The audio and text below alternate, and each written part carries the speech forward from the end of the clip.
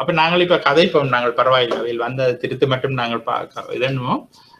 என்னென்று சொன்னால் இப்ப சந்தைகள் என்பது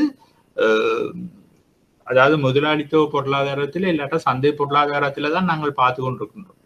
அப்ப அப்படியான ஒரு பொருளாதாரத்துல பல வகையான சந்தைகள் காணப்படும். சந்தைகள் என்பது நுகர்வோரும் உற்பத்தியாளரும் சந்திக்கிற இடம். அப்ப அப்படியான சந்தைகள் சந்திக்கும் பொழுது, ரெண்டு பேரும் சந்திக்கும் பொழுது பல வகையான தன்மைகளை கொண்ட சந்தைகள் இருக்கின்றன. அதுல 4 வகையான சந்தைகள் நாங்கள் பார்க்கின்றோம். முதலாவது நிறை போட்டி சந்தை. நிறை போட்டி சந்தை என்பது பெர்ஃபெக்ட்லி காம்படிட்டிவ் மார்க்கெட் என்று நாங்கள் அதை சொல்லுவோம். இரண்டாவது தனியுரிமை சந்தை என்று சொல்லுவோம். தனியுரிமை சந்தை என்பது மொனோபொலி மார்க்கெட் என்று சொல்லுவோம். அப்ப தனியுரிமை சந்தை என்று சொன்னா அங்க ஒரே ஒரு உற்பத்தியாளர் தான் இருப்பார். நிறைய எல்லா நுகர்வோருக்கும் ஒரே ஒரு உற்பத்தியாளர் தான் இருப்பார். மூன்றாவது பார்த்தா தனியுரிமை போட்டி சந்தை. அப்ப தனியுரிமை போட்டி சந்தை என்பதும் ஒன்று உண்டு. நான்காவது சிலருரிமை சந்தை என்று சொல்றது, அது ஒலிகபொலி என்று சொல்லுவோம். மூன்றாவது சொல்லப்படுகின்ற தனியுரிமை போட்டி சந்தையை நாங்கள் சொல்றது மொனோபொலிஸ்டிக் மார்க்கெட். அப்ப தனியுரிமை போட்டி சந்தை என்பது நடைமுறை சாத்தியமான ஒரு சந்தை. சிலருரிமை சந்தை என்பதும் ஒலிகபொலி என்று நாங்கள் சொல்லுவோம். அதையும் நாங்கள் நாங்கள் நடைமுறையில பார்க்கக்கூடிய சந்தை.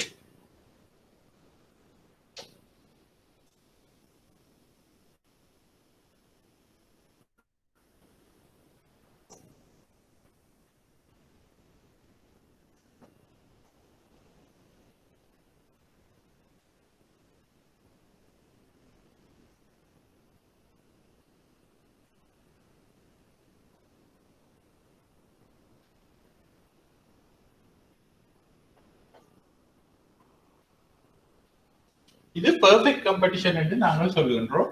இரண்டாவது தனி உரிமை சந்தை.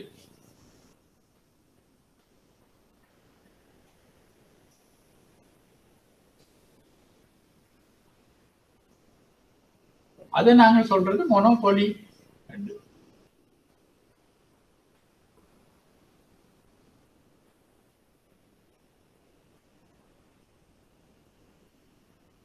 மொனோபொலி மார்க்கெட் என்று சொல்கின்றோம்.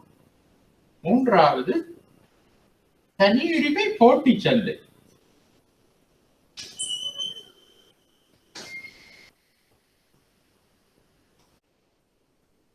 அப்ப பாருங்கள், இதிலே தனியுரிமை போட்டி சந்தை நான் அடுத்ததையும் எழுதி போட்டு நான் நோட்ஸுக்கு போகின்றேன்.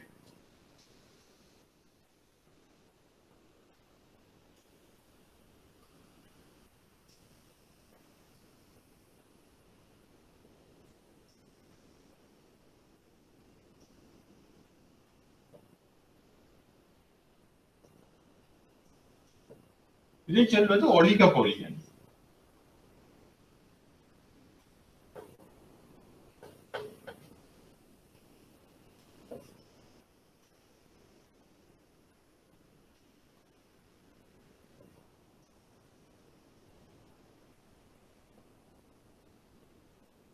ஒலிகபொலி மார்க்கெட். அப்ப இந்த 4 சந்தைகள்ல நாங்கள் பார்க்க போறது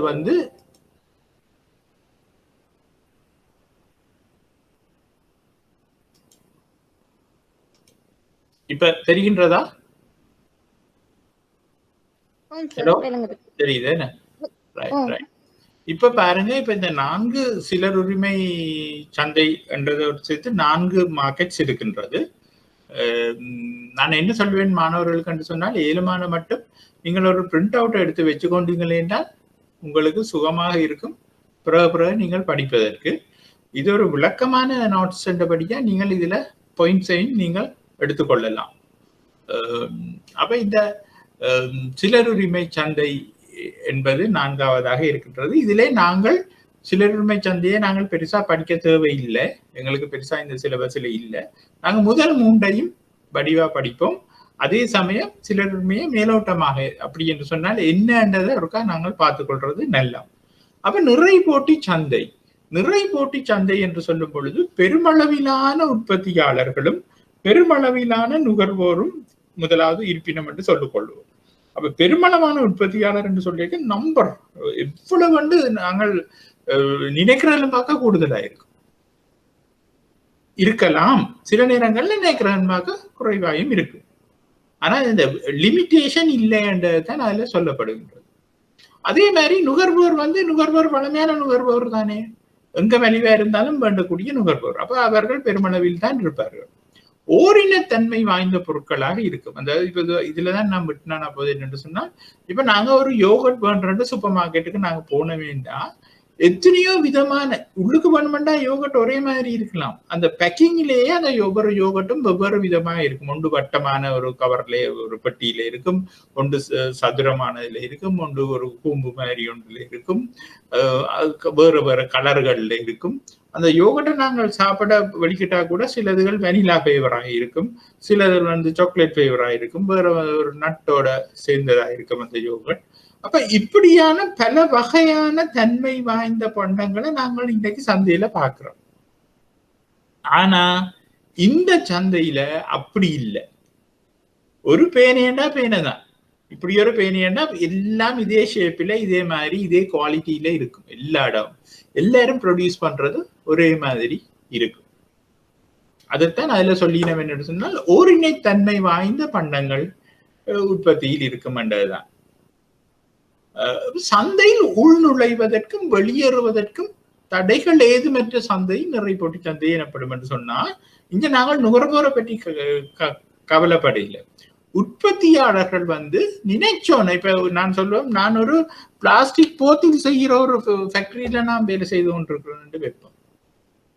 இல்லாட்டா நான் ஒரு உற்பத்தியாளன் இந்த பிளாஸ்டிக் போத்தில் செய்து கொண்டிருக்கிறேன், என்னட்ட கொஞ்சம் நல்ல காசு வந்துட்டுது, நான் இந்த இப்படி ஒரு பேனை உற்பத்தி செய்யற ஒரு இதுக்குள்ள போகணும், ஒரு தடையும் இல்லை, நீங்கள் போகலாம், அரசாங்கம் லைசன்ஸ் கொடுக்கும், எல்லாம் செய்ய போகலாம். உதாரணத்துக்கு இந்த போத்தில் உற்பத்தி செய்யற ப்ரொடக்ஷன் இப்ப அது பொலித்தீனோட பிளாஸ்டிக்கோட சம்பந்தப்பட்டது, அதுல நிறைய கட்டுப்பாடுகள் இருக்கின்றது. இப்ப நாங்கள் பிளாஸ்டிக் போத்தில் உற்பத்தி செய்யறாங்கன்னா ஜனம் தண்ணி குடிச்சு முடிச்ச பிறகு அந்த வெறும் கோப்பை வெறும் பாட்டில்ஸ் எல்லாம் எறிவினம், அதுக்கு அதை நாங்கள் எடுத்து ரீசைக்கிள் பண்ணணும், அப்படியான கண்டிஷன்ஸ் எல்லாம் கொடுத்த பிறகுதான் அந்த பிளாஸ்டிக் போத்தில் உற்பத்தி செய்யறதுக்கே அனுமதி வழங்கப்படும். இப்ப இலங்கையிலையும் அப்படி வந்துட்டு. அதே மாதிரி ஒரு தடை இருக்காது, ஆரன் நினைச்சா பேனையும் பிளாஸ்டிக் போத்திலும் உற்பத்தி செய்யற சந்தைக்குள்ள ஊறலாம். அதைத்தான் அதுல சொல்லப்படுகின்றது. அப்ப இதுக்கு உதாரணமாக சொல்லுகிறார்கள் என்னன்னு சொன்னால் நெல் உற்பத்தி, மீன்பிடி தொழில், மரக்கறி பயிற்சிகை.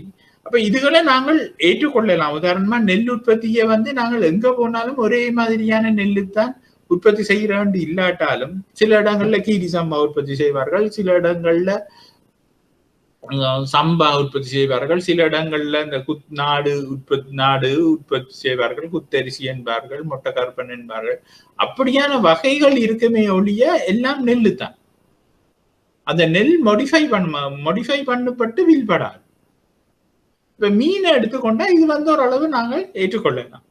ஏன்னா மீன் பிடிக்க போறாக்கள் எல்லாரும் ஒரே மாதிரியான உற்பத்தியாளர்கள். சில பேர் ட்ராலர்ல போயினோம், சில பேர் சின்ன போட்ல போயினோம், அது சில பேர் கரையில இருந்து பிடிப்பினோம். ஆனால் உற்பத்தியாளர்கள் வந்து ஒரே மாதிரியான பொருளைத்தான் உற்பத்தி செய்வினோம். பிடிக்கிற மீன் வந்து எங்க போனாலும் ஒரே மாதிரி தான் இருக்கும். சுறாண்டா சுறாதான், விள மீன்டா விள மீன் தான், கல்மால் என்று சொல்லுவாங்க, அப்படி பாறையண்டா பாறை மீன் தான். அதுல வித்தியாசம் இருக்காது. சின்னன் பெரிசு என்பது அது பிடி வர்றதை பொறுத்தது தானே. அதை நாங்கள் மோடிஃபை பண்ணி விற்கலன்றதுதான் அர்த்தம். அடுத்தது மரக்கறி பயிற்சிக்கு. மரக்கறியை நாங்கள் அப்படி சொல்லிக் கொள்ளலாம். ஆனால் எண்ணற்ற உற்பத்தியாளரும் எண்ணற்ற நுகர்வோரும் என்றதுல கொஞ்சம் சிக்கல் இருக்கு. ஆனால் நாங்கள் இதுகளை ஏற்றுக்கொள்ளலாம். ஆனாலும் நாங்கள் கதைக்க போறோம் நிறை போட்டி சந்தைக்கு இது 100க்கு 100% பிரதிபலிக்குமா என்பது ஐமிச்சம். மீன்பிடி தொழில ஓரளவு சொல்லிக் கொள்ளலாம். மரக்கறியும் அப்படித்தான். என்னடா இஞ்சன் ஒரு நுவரெலியா உருளைக்கிழங்கு உற்பத்தி செய்யக்கூடிய இடம் என்னபடியா அங்க உருளைக்கிழங்கு உற்பத்தி செய்யணும். அதுக்காக எல்லா இடத்திலையும் உற்பத்தி செய்ய இயலாது. ஆனால் கத்திரிக்காய் என்பது பெரும்பாலும் எல்லா இடம் உற்பத்தி செய்யலாம். அப்போ நீங்கள் மனசுக்குள்ள இந்த உற்பத்திகளை உதாரணமா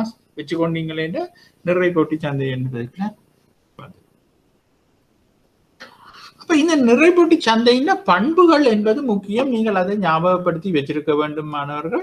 ஏனென்று சொன்னால் இந்த நிறைபோட்டி சந்தையின் பண்புகள் பெருமளவிலான நுகர்வோரும் பெருமளவிலான நிறுவனங்களும் காணப்படும். இதை நான் முதலே உங்களுக்கு டிஸ்கஸ் பண்ணி இருக்கின்றேன். அடுத்தது உற்பத்தி பண்டங்களின் பூரண பதிலீட்டு தன்மை கொண்டவை. அதைத்தான் நான் சொல்றேன்னா, அந்த ஒரு பாரமீன் என்று சொன்னா எங்கேயும் ஒரே மாதிரியான பாரமீனா தான் இருக்கும். சின்னன் பெரிசன்றது வேற, டேஸ்ட்ன்றது வேற. ஆனா 100க்கு 100% அது பதிலீட்டு பொருளாக இருக்கின்றது. அதைத்தான் நான் சொல்றேன். இப்போ ஒரு இடத்துல டின்னில் அடைச்சு வர பாரமீனோ, ஒரு இடத்துல இந்த ஒன்றும் சுத்திகரிக்காத பாரமீனோ வித்தியாசம் இல்லாம எல்லாம் ஒரே மாதிரி இருக்கு. சந்தையில் பூரண பிரவேச சுதந்திரம் காணப்படும். இப்போ உதாரணமா நான் மீன் பிடிக்க போகணும்னு சொன்னா நான் டக்குன்னு போட வேண்டியாச்சு, ஒரு கடற்கரை போயாச்சு, 2 பேரை பிடிச்சு கொண்டு நான் போய் மீன் பிடிக்கக்கூடியதாக இருக்கும். அப்ப அந்த மீன்பிடி சந்தையில பூரண சுதந்திரம் காணப்படும். யாரும் எந்த நேரம் வரலாம், எந்த நேரம் போகலாம். அப்ப உற்பத்தியாளரும் நுகர்வோரும் பகுத்தறிவு படைத்தவர்கள். இது அடுத்த இம்பார்ட்டன்ட் பாயிண்ட். அது என்னன்னு சொன்னால், பகுத்தறிவு படைத்தவர்கள் என்று சொன்னால் அவர்களுக்கு பூரண ஃபுல் நாலேஜ், அந்த நாலேஜ் என்பது முழுக்க முழுக்க கிடைக்கின்றது. இதை பற்றியான முழு நாலேஜும் அவைகளுக்கு கிடைக்கின்றது. அப்ப ஃபுல் நாலேஜும் அந்த சந்தையை பற்றிய பொருளை பற்றிய ஃபுல் நாலேஜும் கிடைக்க ஒருத்தரும் பிளவிட மாட்டினோம். உதாரணமா ஒரு நுகர்வோனை ஏமாத்தி விற்கலாது. அந்த நுகர்வோன் ஒரு கத்திரிக்காய் வேண்ட போறான், இல்லடா பாரமீன் வேண்ட போறான்னு அந்த பாரமீனை பற்றிய முழு அறிவும் இருக்கும். அந்த செதியில தூக்கி பார்க்க இது ஃப்ரெஷ்ஷா, இது இல்லாட்டா நேற்று பிடிச்சதா, எல்லாம் அவனுக்கு தெரியும். ஆனா இங்க உண்மையின் படி பார்த்தா அப்படியான பூரண அறிவு உள்ள நுகர்வோர் குறைவு. எல்லாருக்கும் அந்த பூரண அறிவு இருக்க வேண்டும் இல்லை. அதே சமயம் உற்பத்தியாளரும் நிறைய விடயங்களை மறைப்பாங்க நுகர்வோருக்கு, என்னன்னு சொன்னா தங்களோட பொருளை விற்கணும்ன்றதுக்காக. ஆனா இந்த சந்தையில உற்பத்தியாளருக்கும் எல்லாம் தெரியும். நுகர்வோர் எப்படிப்பட்ட ஆக்கள், எவ்வளவு காசு வச்சிருக்கணும், என்ன மாதிரி பொருளை வேண்டிவினம் என்பதும், சந்தையில் எவ்வளவு போட்டியாளர்கள் இருக்கணும் என்பதும், எவ்வளவு பொருட்கள் உற்பத்தி செய்யப்பட்டு வருகின்றது என்பது எல்லா அறிவும் அவைகளுக்கும் இருக்கு, இவைகளுக்கும் இருக்கு. அதால ஒருத்தரையும் ஏமாத்த இயலாது என்பதுதான் உண்மை. ஆனா நடைமுறையில இது சாத்தியமா என்பதுதான் கேள்விக்குறி.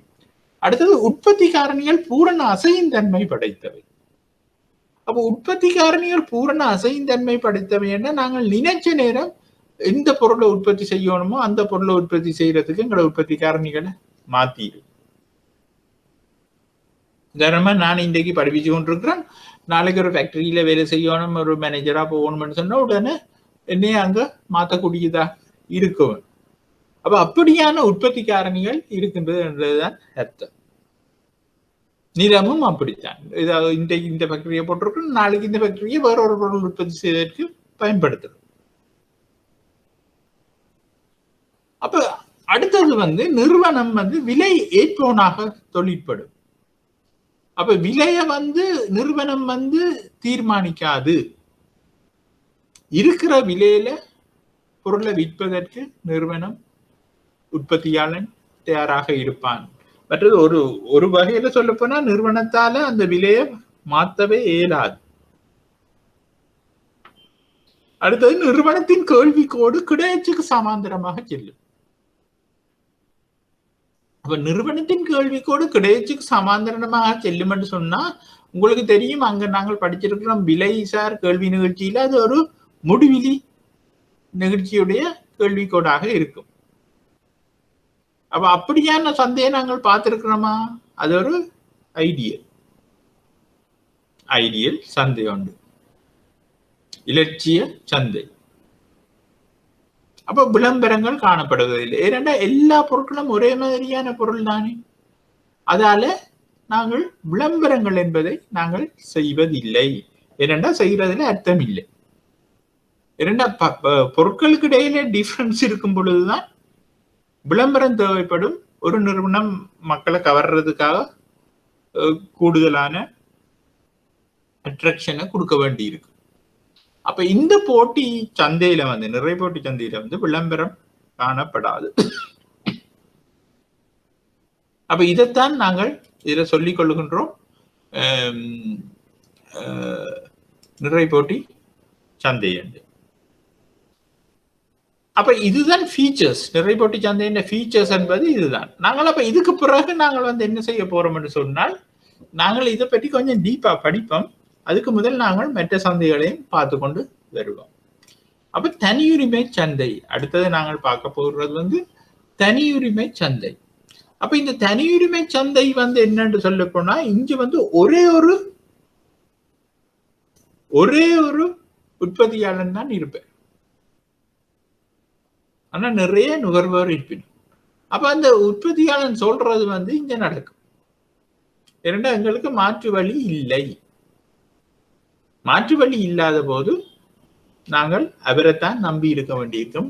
அவர் தான் நினைச்ச விலையை சொல்லுவார், அந்த விலையில நாங்கள் பொருட்களை வேண்டி இருக்கும்.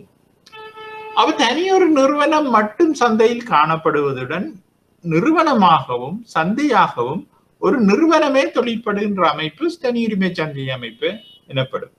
அப்ப இவர் மட்டும்தான் அங்க இருப்பார், இவர் மட்டும்தான் அங்க பொருட்களை சப்ளை பண்ணி கொண்டிருப்பார். இதுக்கு நாங்கள் உதாரணமாக இலங்கை புகையிரத சேவையை நாங்கள் சொல்லிக் கொள்ளுகின்றோம். என்னென்றால் புகையிரத திணைக்களம், அரசாங்கத்தின புகையிரத திணைக்களம் மட்டும்தான் புகையிரத சேவையை இலங்கையில வழங்கி கொண்டு இருக்கின்றது. அப்ப வேற ஒருத்தரும் இதுக்குள்ள நானும் ஒரு புகையிரத சேவையை வச்சிருக்கிறேன் வாங்கோ இதுல இருங்கோன்னு சொல்ல இயலாது. அப்ப இங்க வந்து தனியுரிமையா இருக்கிறது வந்து இலங்கை அரசாங்கத்தின புகையிரத திணைக்களம். ஆனாலும் அது வந்து அரசாங்கத்தின் திணைக்களம் என்றபடியா அங்க விலைகள்ல எல்லாம் பெரிய அளவு மாற்றங்கள் ஏற்படாது. என்னன்னா மக்களோட விருப்பத்துக்கு ஏற்ற மாதிரி தான், மக்களோட நன்மை கருதி தான் அங்க விலையை அரசாங்கம் தீர்மானிக்கும். ஆனா உண்மையான தனியுரிமை சந்தையில வந்து அப்படியான இது இருக்காது. தனியுரிமையாளர் நிறைய லாபத்தை உழைச்சு கொள்றதுக்காக விலையை நல்லா கூட்டி விற்பான். அதுதான் அந்த தனியுரிமை சந்தை என்று சொல்றது. ஆனா நீங்கள் எங்களோட ஃப்ரேமுக்காக நாங்கள் ஒரு ஐடியா வச்சிருக்கணும் என்பதற்காக நாங்கள் இலங்கை புகையிரத சேவையை சொல்லிக் கொள்ளலாம். அதே மாதிரி இன்னொன்று நாங்கள் இதுவரை காலம் சொல்லிக் கொண்டிருந்தோம் என்னன்னா இலங்கை பெட்ரோலிய கூட்டுத்தாபனம். இலங்கை பெட்ரோலிய கூட்டுத்தாபனம் தான் இலங்கையில பெட்ரோலியத்தை வாங்கி வித்து கொண்டிருக்கிற ஒரே நிறுவனம். ஆனா இப்ப ஒரு 10 வருஷம் 15 வருஷமா லங்கா ஐஓசி என்ற ஒரு கம்பெனியும் இந்தியன் கம்பெனி ஒன்றும் வந்திருக்கின்றது. அவர்கள் வேறையாக தங்களுடைய பெட்ரோல் அதுகளை வித்து கொண்டிருக்கின்றார்கள் வேற செட்டுக்குள்ளாக. அதால இப்ப அதை நாங்கள் தனியுரிமை என்று சொல்ல இயலாது. ஆனால் இப்ப 15 வருஷத்துக்கு முதல் மட்டும் இலங்கையில பெட்ரோலிய கூட்டுத்தாபனம் மட்டும்தான் பெட்ரோலை வழங்கி கொண்டு இருந்தது.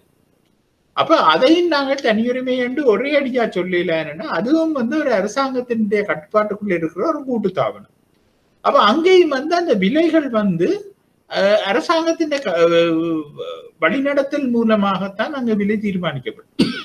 அதாவது மக்கள் பாதிக்கப்படாம இருக்கிறதுக்கு ஏற்ற மாதிரி தான் விலை தீர்மானிக்கப்படுமே ஒழிய ஒரே அடியா கேள்வி நிரம்பல அடிப்படையாக கொண்டு விலை தீர்மானிக்கப்பட மாட்டாது. அப்ப இதுகள் எல்லாத்தையும் நாங்கள் ஒரே அடியா தனியுரிமை சந்தைக்குரிய பண்புகளாக இந்த உதாரணங்களை எடுத்துக்கொள்ள இயலாட்டாலும் எங்களோட ஐடியாவுக்காக நாங்கள் இதை எடுத்துக்கொள்ளலாம், புகையிரத சேவையையும் பெட்ரோலிய கூட்டுத்தாபனத்தை. அப்ப இந்த தனியுரிமை சந்தையின் பண்புகள் எப்படி இருக்கும் என்று நாங்கள் பார்ப்போம். அப்ப தனியொரு நிறுவனம் மட்டும் சந்தையில் காணப்படும். அதுதான் நாங்கள் இவ்வளவு நேரம் பார்க்க கொண்டது. நாங்கள் தனியொரு நிறுவனம் மட்டும் சந்தையில் காணப்படும். அப்ப அதுல ஒரு டவுட் இல்லை, அதுதான் ஸ்பெஷல் ஃபீச்சரா இருக்கும். ஒரு சிறப்பான சிறப்பியல்பு வந்து தனி ஒரே ஒரு நிறுவனம் தான் அந்த அந்த ஃபீல்டில் அந்த பொருளுக்கு இருக்கும். நிறுவனமாகவும் சந்தையாகவும் ஒரு நிறுவனம் மட்டுமே தொழிற்படும். அப்ப சந்தையும் அதுதான், நிறுவனமும் அதுதான். அந்த ஒரு நிறுவனம் தான் பெட்ரோலியம் கார்பரேஷன் சொல்ற விலைதான். அப்ப பதிலீடற்ற பண்டங்கள், தனித்தன்மை பண்டங்கள் உற்பத்தி செய்யப்படும். அப்ப அது எங்களுக்கு தெரியும் தானே, பதிலீடற்ற பிரதியீடு இல்லாம வெவ்வேறான தன்மையுள்ள பண்டங்கள் உற்பத்தி செய்யப்படும். இப்ப அதை நாங்கள் இலங்கை புகையிரத சேவையோடையோ பெட்ரோலோடையோ பார்க்க இல்லாத என்னன்னு சொன்னா, இப்ப பெட்ரோலோ டீசலோ இல்லாட்டா வேற வேற பிளைட்டுக்கு விமானங்களுக்கு போடுற எரிபொருளோ அது இதுகள் எல்லாம் அது வேற விதமான பதிலீடு. இப்ப நாங்கள் இந்த பதிலீடற்ற பண்டங்கள் என்று சொல்வது அது இல்லை, அது வேறு வேறமான ப்ராடக்ட்ஸ். ஆனா ஒரே ப்ராடக்ட்ஸ். இப்ப நான் உங்களுக்கு முதல் சொன்ன மாதிரி இது ஒரு யோகட் எடுத்துக்கொண்டா யோகட் எத்தனையோ விதமான யோகட்டுகள் இருக்கு. அதை இதுக்கு உதாரணமா நாங்கள் சொல்லிக்கொள்ள தனித்தன்மையான பண்டங்கள் உற்பத்தி செய்யப்படும். நிறுவனமானது விலையை தீர்மானிப்பதாக இருக்கும். அப்போ ஒரே ஒரு நிறுவனம் தானே, அவர் அடிச்சு கொடுக்கிற ப்ராடக்ட்ஸ் தான் இங்கே இருக்கும். ஆகவே அவர் தான் விலையை தீர்மானிப்பார். அப்போ முதல் நிறை போட்டி சந்தையை நாங்கள் எடுத்துக்கொள்ளேக்க அங்க விலையை தீர்மானிப்பது நிறுவனமாக இருக்காது. ஏன்னா சந்தையில நிறுவனம் நத்தி, எண்ணற்ற நிறுவனங்கள் இருக்கிறபடியே நிறை போட்டி சந்தையில விலையை தீர்மானிக்க முடியாது நிறுவனத்தால். ஆனா இங்கே இவர் தான் விலையை தீர்மானிப்பவராக இருப்பார். அப்ப நிறுவனத்தின் கேள்விக்கோடு கீழ் நோக்கி சரிந்து செல்லும், சாதாரண கேள்விக்கோடாக அமைந்திருக்கு. அப்ப நிறுவனத்தின் கேள்விக்கோடு ஒரு சாதாரண கேள்விக்கோடாக இருக்கு. இந்த போர்டு தெரியலையேன்னா எனக்கு சொல்லுங்க.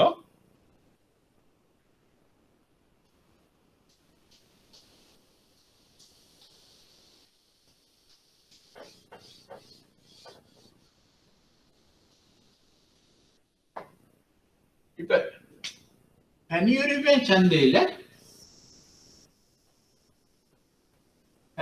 சந்தையில அந்த கேள்விக்கோடு இப்படித்தான் இருக்கு.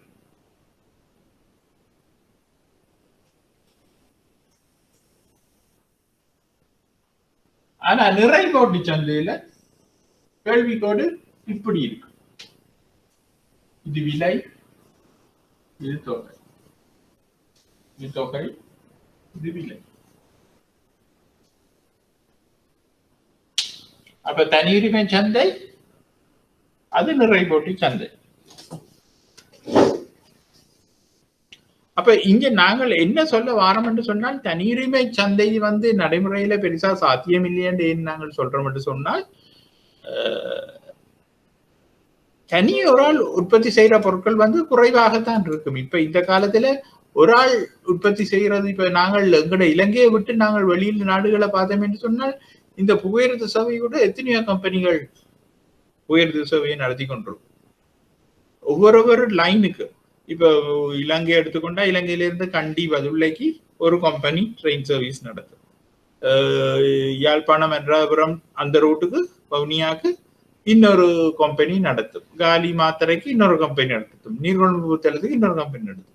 அப்படி நிறைய கம்பெனிகள் புகையிரத சேவையை நடத்துறா மட்டும் இல்லை, அந்த புகையிரத பாதை தண்டவாளம் என்று நாங்கள் சொல்றோம், அந்த பாதை வேறொரு கம்பெனிக்கு சொந்தமாக இருக்கும்.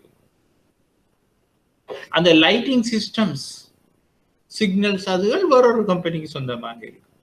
அப்ப அப்படியான கட்டத்துல நாங்கள் அதை தனியுரிமை என்று சொல்லல. ஏனென்றா அது தனியுரிமை போட்டி மாதிரி இருக்கு. நிறைய கம்பெனிகள் சம்பந்தப்படும். இப்ப வெளிநாட்டை எடுத்துக்கொண்ட இலங்கையில தான் அந்த தன்மை இல்லை. அதாலதான் நாங்கள் சொல்லுகின்றோம் அது சாதாரண கேள்விக்கோடு மாதிரி இருக்கு.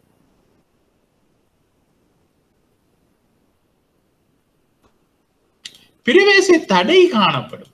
அப்ப நினைச்ச உடனே ஒருத்தர் இப்ப நிறை போட்டி சந்தையை பாத்தீங்கன்னா அப்படி இல்லை. பிரவேச தடை காணப்படும் என்று சொல்லும் பொழுது இங்க நினைச்சோன்னு ஒருத்தர் உள்ளுக்கு வர இயலாது.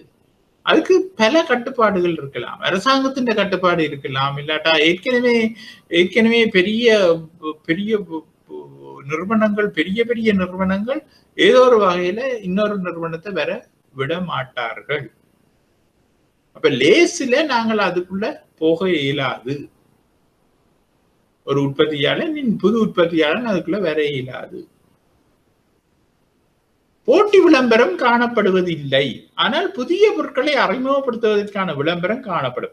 ஒரே ஒரு கம்பெனி தானே, ஒரே ஒரு கம்பெனி என்பேக போட்டி விளம்பரங்கள் இருக்காது. ஆனா ஒரு பொருளை அறிமுகப்படுத்தும் பொழுது அந்த இன்ட்ரடியூஸ் பண்ற மாதிரி, அந்த பொருளை இன்ட்ரடியூஸ் பண்ற மாதிரி விளம்பரம் காணப்படும். நீண்ட காலத்திலும் குறுங்காலத்திலும் அசாதாரண லாபத்தை ஈட்ட முடியும். நீண்ட காலத்திலும் குறுங்காலத்திலும் அசாதாரண லாபத்தை ஈட்ட முடியும். அப்ப இங்க நாங்க அசாதாரண லாபம் என்று நாங்கள் சொல்வது என்னன்னு சொன்னா, உற்பத்திக்காரர்களுக்கு கொடுக்கப்படுகின்ற ரிட்டர்ன் விலை என்று ஒன்று இருக்குதானே, நிலத்துக்கு வாடகை, உழைப்புக்கு ஊதியம், மூலதனத்துக்கு வட்டி. அப்படி ஒரு முயற்சியாளன் எடுக்கிற லாபம் முயற்சியாளனுக்கு லாபம் கொடுப்போம். அந்த லாபம் சாதாரண லாபமாக இருக்கு. ஆனால் அந்த சாதாரண லாபத்திலும் பார்க்க கூடுதலான லாபத்தை இங்க குறுங்காலத்துல மட்டுமில்லை, நீண்ட காலத்துல. குறுங்காலம் என்ன, நீண்ட காலம் என்னன்றது நாங்கள் உற்பத்தி கோட்பாடு, உற்பத்தி செலவு கோட்பாடுல எல்லாம் பார்த்திருக்கிறோம் தானே. அப்படியான காலத்துல 2 காலத்திலே ஈட்டக்கூடியதாக இருக்கும் என்பதுதான் உண்மை. அப்ப இங்க பாருங்க, இதுதான் ஒரு டிபிக்கல் அசல் தனியுரிமை சந்தையின் வருமான செலவு கோடுகள். அப்ப இங்க பாருங்க, முதல் கேள்விக்கோடு, அந்த கேள்விக்கோடு தான் சராசரி வருமான கோடாகவும் இருக்கும். கேள்விக்கோடு, அந்த கேள்விக்கோடு தான் சராசரி வருமான கோடாகவும் இருக்கும். அந்த கேள்விக்கோட்டுக்கு சரியாக அரைவாசியாக எல்லை வருமான கோடு அமைந்து காணப்படும். அந்த கேள்விக்கோட்டுக்கு சரியாக அரைவாசியாக எல்லை வருமான கோடு அமைந்து காணப்படும்.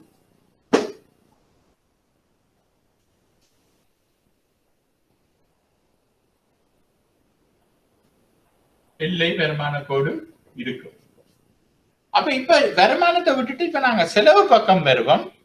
இப்ப பாருங்க, எம்சி என்ற கோடும் ஏசி என்ற கோடும் இருக்கின்றது செலவு கோடா. எம்சி என்ற கோடும் ஏசி என்ற கோடு. ஏசி என்றது சராசரி செலவு, எம்சி என்பது எல்லை செலவு.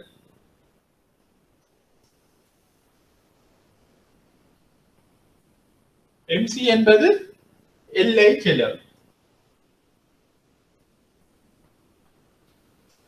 அப்ப நாங்கள் முதல் பார்த்திருக்கின்றோம், எம்சியும் எம்ஆரும் சந்திக்கிற இடத்துலதான் உற்பத்தி நிறுத்தப்படும் என்று. எம்சியும் எம்ஆரும் சந்திக்கிற இடத்துலதான் உற்பத்தி நிறுத்தப்படும் என்று நாங்கள் பார்த்திருக்கின்றோம். அதை நாங்கள் இனியும் பார்ப்போம். அப்ப அங்க என்ன சொல்லப்படுது என்று சொன்னால், எம்சியும் எம்ஆரும் சந்திக்கிற இடத்துலதான் உச்ச பயன் என்பது பெறப்படுகின்றது. அதாவது ஆக குறைந்த செலவில் ஆகக்கூடிய வருமானம் பெறக்கூடிய இடம் எம்சியும் எம்ஆரும் சந்திக்கிற இடம் என்று.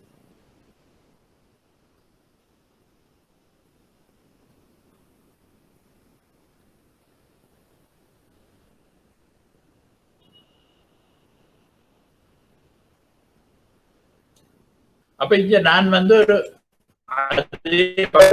இருக்கிறேன், நீங்கள் இதுல இருக்கா பாருங்க. இப்ப நான் இந்த படத்துல எனக்கு சுகத்துக்காக நான் சொல்கின்றேன். இப்ப வருமானம் என்பது டி ஏஆர். எங்களுக்கு அந்த மொத்த வருமானம் தேவையில்லை, கேள்விக்கோடு தான் ஏஆர் ஆக இருக்கும். நீங்கள் ஒரு உதாரணத்தை போட்டு பாத்தீங்கன்னா உங்களுக்கு அது தெரியும். எம்ஆர் என்பது எல்லை வருமானம். அப்ப நாங்கள் அதையும் ஒரு அட்டவணையில நாங்கள் போட்டு பார்த்து கொள்ளலாம். இந்த பாருங்க, இந்த ஏஆர் என்ன சரி அரைவாசியாகத்தான் இந்த எம்ஆர் இருக்கும். அப்ப இந்த நாங்கள் அந்த சராசரி செலவு கோட்டை பார்த்தோம்னா, அந்த சராசரி செலவு கோடு ஒரு இடத்துல இப்படி போகும். அந்த சராசரி செலவு கோட்டை எம்சி என்ற கோடு சராசரி செலவு கோட்டு ஆக குறைந்த புள்ளியில முட்டி கொண்டு போகும் எம்சி. இதெல்லாம் நாங்க உற்பத்தி செலவு கோட்பாட்டுல நாங்க படிச்சிருக்கிறோம். திரும்ப நாங்கள் அதை கதைக்க தேவையில்லை. அப்ப இங்க பாருங்க, உற்பத்தியாளன் தனியுரிமை சந்தையில மட்டும் இல்ல, எல்லா சந்தையிலும் தான் நாங்கள் இப்ப தனியுரிமை சந்தையில பார்ப்போம். உற்பத்தியாளன் எங்க உற்பத்தியை தன்னுடைய லாபத்தை உச்சமாக்குற பொருட்டு உற்பத்தியை நிப்பாட்டுவான் என்று சொன்னால் எம்ஆரும் எம்சியும் சந்திக்கும் இடத்தில். அப்ப இங்க எம்ஆரும் எம்சியும் சந்திக்கும் இடம் என்பது இந்த E1 என்ற இடத்துலதான் எம்ஆரும் எம்சியும் சந்திக்கப்படும். அப்ப E1 என்ற இடத்துல எம்ஆரும் எம்சியும் சந்திக்கப்படும் என்று சொன்னால் இந்த சி என்பதுதான் அதுக்கு நேரே உள்ள கோடு.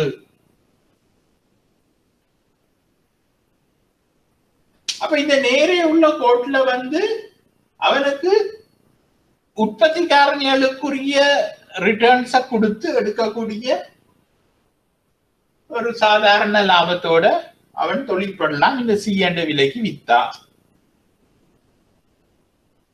ஆனால் அவன் இ என்ற விலை மட்டும் போகலாம். அதாவது பி என்ற விலையில இ என்ற புள்ளி மட்டும் போகலாம். அவன் கேள்விக்கோடு சந்திக்கிறது அங்கதான்.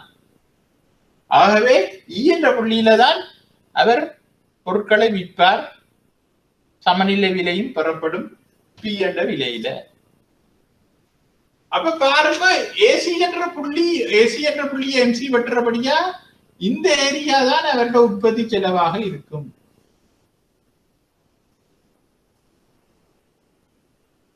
இந்த ஏரியா தான் அவற்றை உற்பத்தி செலவாக இருக்கும். இதுக்குள்ள அவற்றை சாதாரண லாபம் இருக்கும். ஆனால் அவர் இந்த விலைக்கு பி என்ற விலையில இ என்ற புள்ளியில விற்கிறபடியாக இந்த ஏரியா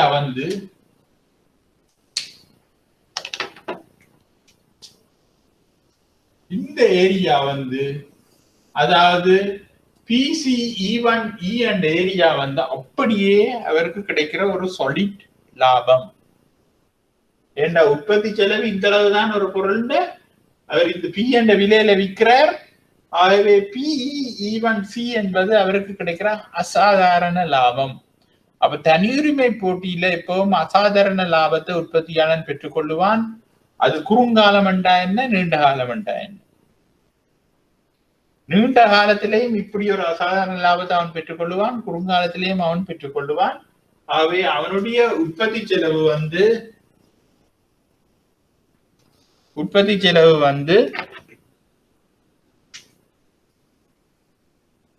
இது நான் அந்த கிராஃபில் என்ன புள்ளி போட்டிருக்கணும் அந்த புள்ளியை போட்டுக்கொள்ளுங்க. இந்த 4 இடமாக தான் இருக்கும். ஆனால் அவருடைய அசாதாரண லாபம் பிபிஇ E1 C என்ற புள்ளியாக இருக்கும். இது நீங்கள் பார்த்துக் கொள்ளுகின்ற தனியுரிமை சந்தையின் சமநிலை. தனியுரிமை சந்தையில திரும்ப சொல்றேன், ஒரு உற்பத்தியாளன் எந்த கட்டத்திலையும் அசாதாரண லாபத்தை ஈட்டிக்கொண்டே இருப்பான். அது குறுங்காலம் என்றா என்ன, நீண்ட காலம் என்றா என்ன, அவன் அசாதாரண லாபத்தை ஈட்டுவான். அதைத்தான் இந்த வரைபடத்துல நான் காட்டி இருக்கின்றேன்.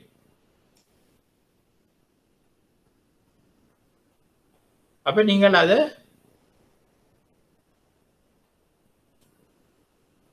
இந்த புள்ளிய கியூ என்று போட்டுக்கொள்ளுங்க. இதுல நான் அதை 4 வரியில அதை சொல்லி இருக்கின்றேன். இந்த புள்ளி கியூ.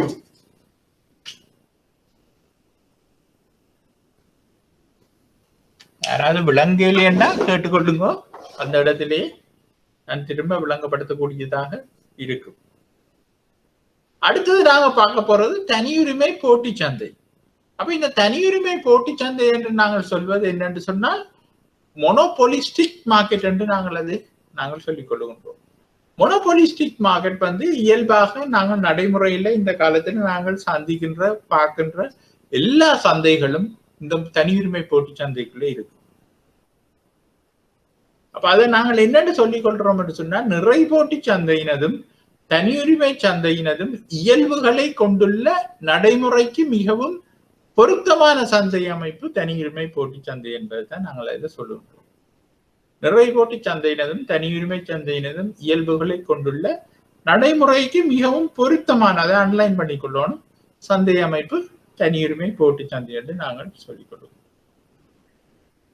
அப்ப இதுக்கு உதாரணமாக இப்ப இன்றைக்கு இருக்கிற சூப்பர் மார்க்கெட்டுகள், பலசரக்கு கடைகள், ஆடை விற்பனை நிலையங்கள், தங்க நகை விநியோகம், உணவகங்கள், மருந்தகங்கள், சிகை அலங்கரிப்பு நிறுவனங்கள் எல்லாத்தையும் சொல்லுது. அப்ப நாங்கள் ஏன் இதை சொல்றோம் என்று சொன்னா, தனியுரிமை போட்டி இந்த சந்தை இந்த பண்புகள் இன்றைக்கு பிராக்டிக்கல் வேர்ல்டுக்கு ஏற்ற மாதிரி இருக்கின்றது. அதுல முதலாவது என்னன்னு சொன்னா, பெருமளவிலான நிறுவனங்கள் சந்தையில் காணப்படும். பெருமளவிலான நிறுவனங்கள் சந்தையில் காணப்படும். நிறுவனங்கள் ஒவ்வொன்றும் தனித்தன்மையுடன் தனித்தியங்கும். தனித்தன்மை இருக்கும் ஒவ்வொரு நிறுவனத்துக்கும். பொருள் வேறுபாடுகள் காணப்படும். குவாலிட்டியில வேறுபாடு இருக்கும், தரத்துல குவாலிட்டி வேறுபாடு இருக்கும், உதாரணத்துக்கு இப்ப நாங்கள் ஒரு மொபைல் போன் ஸ்மார்ட் போன் எடுத்துக்கொண்டா சாம்சங்குக்கும் ஐபோனுக்கும் வித்தியாசம் இருக்கின்றது. அப்ப ஒருத்தன் காசு இருக்குது எஃபோர்டபிள்னு சொன்னா அவன் ஐபோனை மட்டும் படிக்கிடுவான். பொருள் வேறுபாடுகள் காணப்படும். பொருள்ல நிறைய வேறுபாடுகள் காணப்படும். பிரவேச சுதந்திரம் உண்டு. நினைச்ச நேரம் ஒரு ப்ரொடியூசர் உற்பத்தியாளன் உள்ளுக்கு வரலாம், வந்து உற்பத்தி செய்து போட்டு திரும்பி போயிடலாம். அது அவரவற்ற விருப்பம். அதுல ஒரு தடையும் இல்லை. அப்ப நாங்க நிறைய கோடி சந்தையிலும் இதே பிரவேச சுதந்திரத்தை பற்றி நாங்கள் படிச்சிருக்கின்றோம். அடுத்தது நிறுவனத்தின் கேள்விக்கோடு கீழ் நோக்கி சரிந்து செல்லும். சாதாரண கேள்விக்கோடாக காணப்படும். அப்ப இங்கேயும் நாங்கள் தனியுரிமை சந்தையில பார்த்த மாதிரியே தான் கேள்விக்கோடு அமைஞ்சு காணப்படும். நிறுவனத்தின் கேள்விக்கோடு கீழ் நோக்கி சரிந்து செல்லும் சாதாரண கேள்விக்கோடாக காணப்படும். போட்டி விளம்பரங்கள் காணப்படும். என்னென்று சொன்னா ஒரே மாதிரியான பொருட்களை நிறைய நிறுவனங்கள் உற்பத்தி செய்ததுதானே. அவை ஒன்றுக்கு ஒரு நிறுவனத்துக்கு ஒரு நிறுவனம் போட்டியாக இருக்கும். இப்ப இங்க நீங்கள் அதை நாங்கள் நடைமுறை வாழ்க்கையில அதை நாங்கள் பார்க்கலாம். உதாரணமா நான் சொன்ன அந்த யோகட் விடயத்தை நாங்கள் எடுத்துக்கொள்ளலாம். அப்ப இந்த போட்டித்தன்மை காணப்படுவதாலும் பிரவேச சுதந்திரம் காணப்படுவதாலும் நீண்ட காலத்துல சாதாரண லாபத்தை மட்டுமே அனுபவிக்க முடியும் இந்த தனியுரிமை போட்டி நிறுவனங்களால்.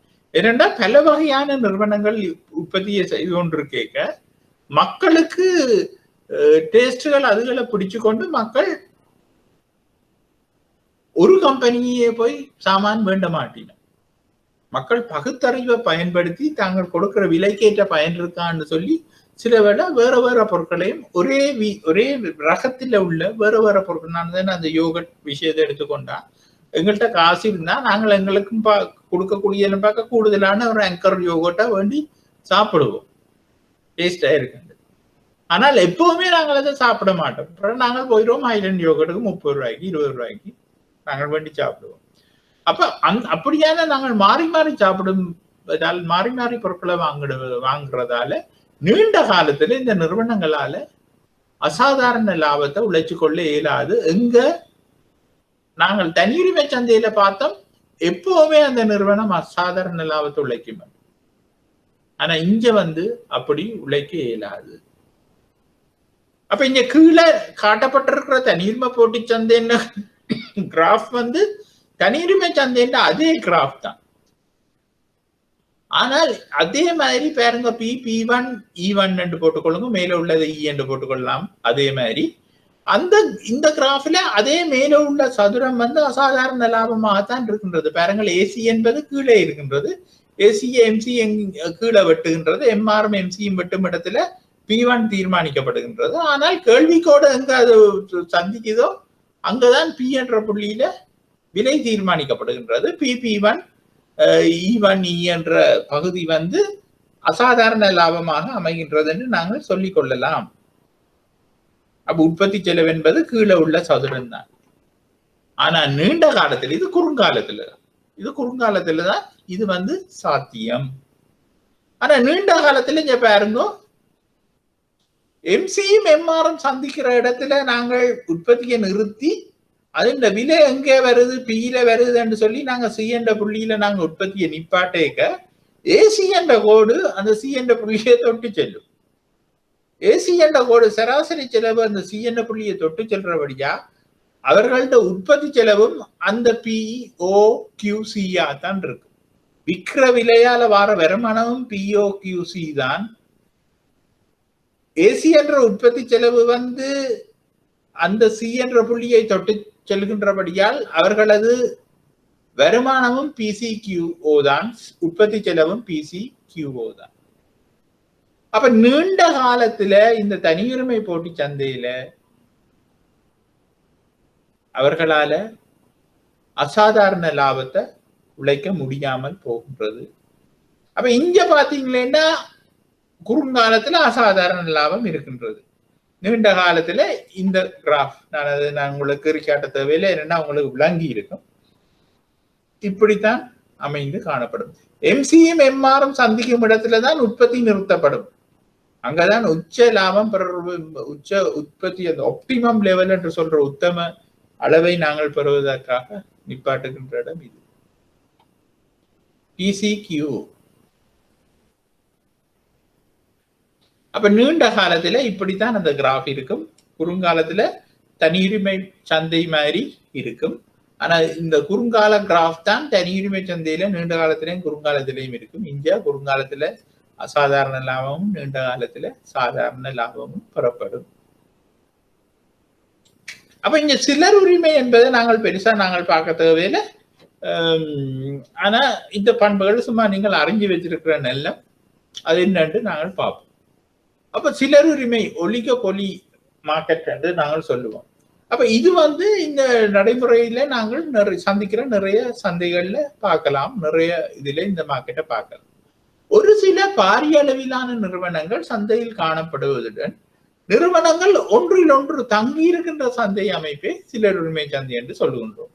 அப்போ ஒரு சில பாரிய அளவிலான நிறுவனங்கள் தான் அந்த ஃபீல்ட்ல இருக்கும். ஆனா நிறுவனங்கள் தங்களுக்குள்ள ஒன்றில் ஒன்று தங்கி இருக்கும். இப்போ உதாரணமா எடுத்துக்கொண்டீங்கன்னா இங்க பால்மா எடுத்துக்கொண்டீங்கன்னா ஆங்கர் தான் லீட் பண்ணி கொண்டிருக்கிறது. அதுக்கப்புறம் நெஸ்ப்ரே, லக்ஸ்ப்ரே என்று 3 தான். இப்ப மெலிவன் பால்மா ஆண்டு கொண்டு வந்திருக்கின்றது.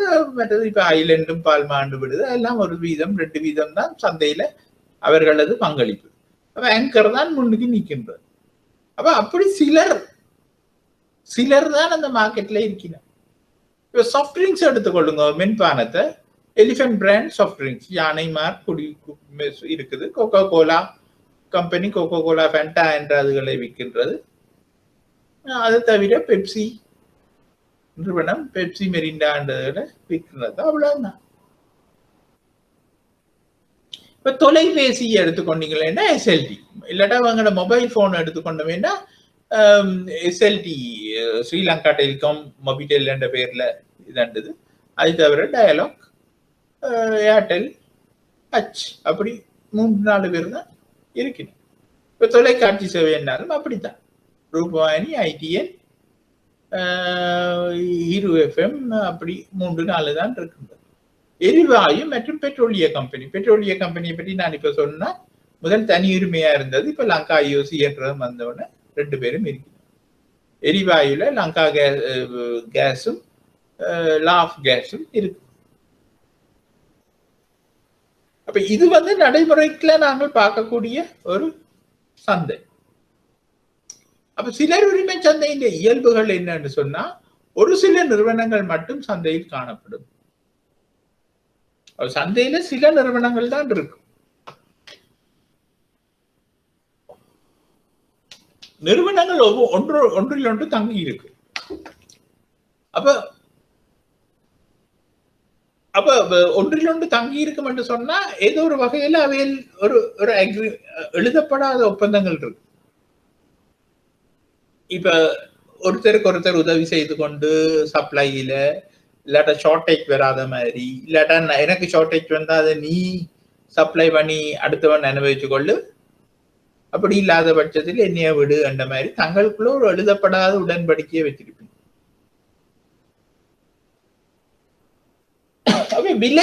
விலைக்குள்ளேயும் பெரிய போட்டித்தன்மை காணப்படும். விலை தவிர்ந்த போட்டித்தன்மை காணப்படும். விலையும் பிரைஸ் ரேஞ்ச் கிட்ட தான் நிற்கும். இப்ப ஒருத்தரும் ஒரு விலைய இப்ப சொல்லுவோம், பால்மா ஆங்கர் 1000 ரூபாய் விக்குதுன்னு சொன்னா லக்ஸ்ப்ரே 500 ரூபாய்க்கு விற்க மாட்டான் ஒரு கிலோ. லக்ஸ்ப்ரேயும் 950 ரூபாயில தான் நிற்கும். நெஸ்ப்ரேயும் 925 ரூபாய். அப்படி ஒரு 50-60 ரூபாய்க்கு வித்தியாசத்துக்குள்ளதான் எல்லா பொருளும் நிற்கும். அப்ப அவையில என்ன செய்யணும்னு சொன்னால் அவையில ஒன்று சேர்ந்து கொண்டு மக்களை ஏமாத்தின நுகர்வோர ஏமாத்தின. இப்ப மென்பானம், இப்ப நீங்க எலிஃபென்ட் பிராண்ட் எடுத்தாலும் கோகோ கோலா எடுத்தாலும் கிட்டத்தட்ட எல்லாம் ஒரே விலையா தான் இருக்கு. அப்ப விலையை விட்டுத்தான் மிச்ச இடங்கள்லாம் போட்டி காணப்படும். அப்ப என்ன மாதிரி வியல் அந்த போட்டியை கொண்டு வரீங்கன்னு சொன்னா எங்கட டேஸ்ட், எங்கட பொருள்ல இன்னென்ன ஸ்பெஷாலிட்டி இருக்குது, எங்கட பொருள்ல இன்னென்ன ஸ்பெஷாலிட்டி இருக்குதுன்னு சொல்லி அதுகளை வச்சுதான் அவர்கள் அந்த போட்டியை ஏற்படுத்தி. அப்போ ஓரினத்தன்மையான பண்டங்களோ அல்லது வேறுபடுத்தப்பட்ட பண்டங்களோ காணப்படலாம். அப்ப பொருட்கள் அதான் நான் சொன்னேன், பொருட்கள்கிட்ட வித்தியாசத்தை வச்சு கொண்டுதான். இப்ப உதாரணத்துக்கு எனக்கு தெரியாது, நான் உதாரணத்துக்கு சொல்றேன். இப்ப ஆங்கரும் லக்ஸ்பிரேயும் நெஸ்ப்ரே எல்லாமே, நெஸ்ப்ரேயை விடுவோம், ஆங்கரையும் லக்ஸ்பிரேயும் சொல்லுவோம். ரெண்டுமே சில நேரங்கள்ல நியூசிலாந்தில் இருந்து வர ஒரு கம்பெனி தான் 2 பேருக்கும் பால்மாவை கொடுக்குதோ எனக்கு தெரியாது. ஆனா இவர்கள் அந்த பால்மால பெரிய வித்தியாசம் இல்லை, ஒரு சின்ன சின்ன மாற்றங்களை செய்து போட்டு பேக்கிங்க வேறையா செய்து போட்டு விற்கணும். அப்ப ஓரினத்தன்மையான பண்டங்களோ அல்லது வேறுபடுத்தப்பட்ட பண்டங்களோ காணப்படலாம். புதிய நிறுவனங்கள் உள்ளே நுழைவதற்கு இயற்கையாகவோ அல்லது செயற்கையாகவோ தடைகள் காணப்படும். புதிய நிறுவனங்கள் லேசில உள்ளுக்கு வரையலாம். அதுக்கு இயற்கையான தடைகள் என்று நாங்கள் சொல்லப்படுறது என்னன்னு சொன்னா, பெரிய முதலீடுகள் தேவைப்படுற இடத்துல பெரிய முதலீடுகளை போட்டுக்கொள்ள முடியாத சந்தர்ப்பங்கள், சூழ்நிலைகள் இருக்கும் உள்ளுக்கு புதுசா வார நிறுவனத்துக்கு. அதை நாங்கள் இயற்கையான தடைகள் என்று சொல்லிக் கொள்ளலாம். அதை தவிர செயற்கையான தடைகள் என்னும் பொழுது அரசாங்கத்தால கொடுக்கப்படுற லைசன்ஸ், அதுகள் இதுகள் அப்படியான விடயங்கள் செயற்கையாக அமைந்து காணப்படும். அதே சமயம் ஏற்கனவே இருக்கின்ற நிறுவனம் புதுசா வார நிறுவனத்தை வெட்டத்தான் பார்க்கும். அடுத்தது விளம்பரத்தில் கடும் போட்டி இருக்கு. அப்பதான் என்ன சொன்னான், விளம்பரத்தாலதான் அந்த தங்களோட பொருள்ல கவர்ந்து வச்சிருப்பினும் இந்த நிறுவனங்கள் விளம்பரத்தை அவ்வளவு செலவு செய்து மக்கள் மனதில் பதிய பண்ணி அதன் மூலமாக ஒரு பொருட்களுக்கான ஒரு நிரந்தர இடத்தை நுகர்வோர் மத்தியில பெற்றுக்கொள்வீங்க. அப்ப நிறுவனமே விலையை அமைப்போனாக செயற்படும். அப்ப இங்க நிறை போட்டி சந்தையை தவிர மற்ற எல்லாமே நிறுவனம் தான் விலையா தீர்மானிக்கின்றது. அதை நாங்கள் ஞாபகம் வச்சிருக்கணும். நிறை போட்டி சந்தையை தவிர மற்ற எல்லா நிறுவனங்களும் எல்லா சந்தையிலையும் நிறுவனம் தான் விலையை தீர்மானிக்கிறது. நிறை போட்டி சந்தையில மட்டும் நிறுவனத்தால தீர்மானிக்க முடியாது. ஆனா இந்த சந்தையை பொறுத்த மட்டும் நீண்ட காலத்திலும் குறுங்காலத்திலும் நிறுவனம் அசாதாரண லாபத்தை உழைக்க முடியும். அப்ப நான் இந்த சிலருரிமை சந்தை என்றதை நான் இதோடு நிப்பாட்டி கொள்ளுகின்றேன். கிராஃபுகள் ஒன்றும் கீறி நாங்கள் உங்களுக்கு கூடுதலாக ஒன்றும் சொல்ல விரும்பவில்லை. ஏனென்று சொன்னால் இது உங்களுக்கு கூடி போச்சு. அவை இதுவரை நீங்கள் உங்களுக்கு ஏதாவது படிச்சதுக்குள்ள விளங்க இல்லைன்னு சொன்னா நீங்க கேளுங்க, தயவு செய்து நாங்கள் காய்ச்சி கொண்டு போவோம். அந்த பண்புகள் முக்கியம். நிறை போட்டி சந்தையை பற்றி நாங்கள் இனித்தான் விளக்கமாக படிக்க போகின்றோம். பண்புகள் முக்கியம். தனியுரிமை சந்தையில நீண்ட காலம் குறுங்காலம் 2 இடத்தின் நேரத்திலேயும் அசாதாரண லாபம் உழைக்கப்படும். தனியுரிமை சந்தையில ஒரே ஒரு ஆள் தான் இருப்பார், ஒரே ஒரு உற்பத்தியாளர், நிறைய நுகர்வோர் இருப்பார். அப்ப நான் சொன்ன கிராஃப் உங்களுக்கு அதை காட்டும். அடுத்தது தனியுரிமை போட்டி சந்தை, நடைமுறைக்கு சாத்தியமான சந்தை. அந்த நடைமுறை சாத்திய சந்தையில குறுங்காலத்துல தான் அசாதாரண லாபத்தை உழைத்துக் கொள்ள முடியும், நீண்ட காலத்துல உழைக்க முடியாது. நீண்ட காலத்துல சாதாரண லாபம் தான் உழைத்துக் கொள்ளுவீங்க. அடுத்தது சிலருரிமை சந்தை. அந்த சிலருரிமை சந்தையில குறுங்காலத்திலே நீண்ட காலத்திலே அசாதாரண லாபம், தனியுரிமை சந்தை மாதிரி குறுங்காலத்திலே நீண்ட காலத்திலே அசாதாரண லாபத்தை உழைத்துக் கொள்ளலாம். அங்கே ஒரு பிரச்சனை இருக்கின்றது என்னன்னு சொன்னால், தனியுரிமை சந்தை மாதிரி அல்ல, சிலருரிமை சந்தையில் ஒரு சில நிறுவனங்கள் இருக்கு. தனியுரிமை சந்தையில ஒரே ஒரு ஆள், இங்க ஒரு சில நிறுவனங்கள் பெரிய பெரிய ஜெயன்ஸா இருப்பினும் இப்ப கொக்கோ கோலா கம்பெனியோட ஒருத்தர் கம்பீட் பண்ண இல்லாது. ஆனா உள்ளூர் மார்க்கெட்ல நீண்ட காலமாக இந்த யானை மார்க்கெட், எலிஃபென்ட் ஹவுஸ் இருக்கிறபடியே அவர்கள் நின்று பிடிக்கின்றார். அப்ப பெப்சி என்பது இன்னொரு கம்பெனி, அதுவும் ஒரு பெரிய ஜெயன். அதுவும் எவ்வளவோ கஷ்டப்பட்டு கொக்கோ கோலாவா பிடிக்க வந்து இன்னும் கஷ்டமாகத்தான் இருக்கின்றது. நான் நினைக்கிறேன் இலங்கையை பொறுத்த மட்டும் வேறு நாடுகள்ல பெப்சி கொக்கோ கோலாவோட திட்டது தெரியல. ஆனா அந்த சந்தையை பங்கிட்டு வச்சிருக்கிறது இப்படியான 2-3 நிறுவனங்கள். அப்ப அடுத்தது நாங்க நிறை போட்டி சந்தையில கொஞ்சம் விரிவா பார்ப்போம். குறுங்காலம் நீண்ட காலத்துல என்ன நடக்கின்றது. அப்ப நிறை போட்டி சந்தைன்னா குறுங்கால நிரம்பல் கோடு என்ன மாதிரி இருக்கும் என்று நாங்கள் பார்ப்போம். அப்ப நிறை போட்டி சந்தை அமைப்பில் உள்ள பெருமளவிலான நிறுவனங்களில் தனியொரு நிறுவனத்தை குறிப்பது நிறை போட்டி நிறுவனம் என்று நாங்கள் சொல்லிக் கொண்டிருக்கிறோம். ஒரு சந்தையில ஒரு நிறுவனத்தை எடுப்போம் நாங்கள் நிறை போட்டி நிறுவனம். ஏனென்றா எல்லா சந்தை கேள்விக்கோட்டை நாங்கள் எடுத்து சும்மா கதைக்கலாமே ஒழிய அந்த நிறுவனங்கள் எல்லாத்தையும் லாபம் உழைக்கிறத பற்றி கதைக்கிறதுன்னு பார்க்க ஒரு நிறுவனத்தை பற்றி கதைப்போம். நிறை போட்டி சந்தையில் உள்ள எல்லா நிறுவனங்களையும் உள்ளடக்கிய நிறை போட்டி சந்தை இல்லாட்டா நிறை போட்டி கைத்தொழில். அதை விடுவோம். அப்ப நிறை போட்டி சந்தையின் கேள்விக்கோடும் நிறை போட்டி நிறுவனத்தின் கேள்விக்கோடும். அப்ப நிறை போட்டி நிறுவனத்திற்கும் சந்தைக்கும் இடையில் உள்ள என்ன வித்தியாசம்?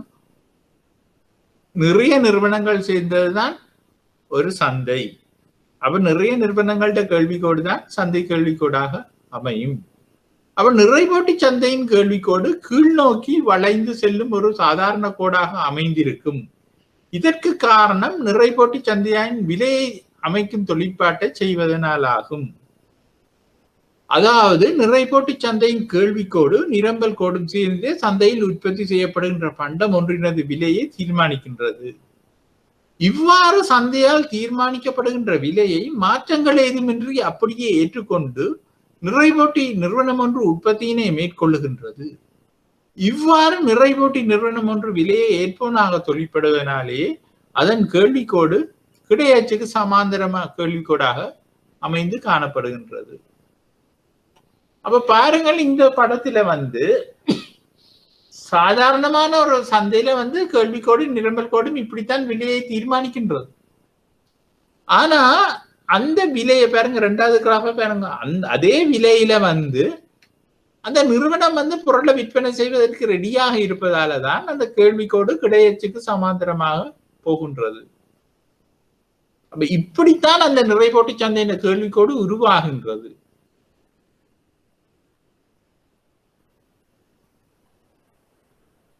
அப்ப இந்த விலையில எவ்வளவு பொருட்களை வித்தாலும் அதே விலையா தான் இருக்கும். அப்ப தனியுரிமை போட்டி சந்தை தனியுரிமை சந்தை மாதிரி வித்தியாசப்பட்டு கொண்டு இருக்காது.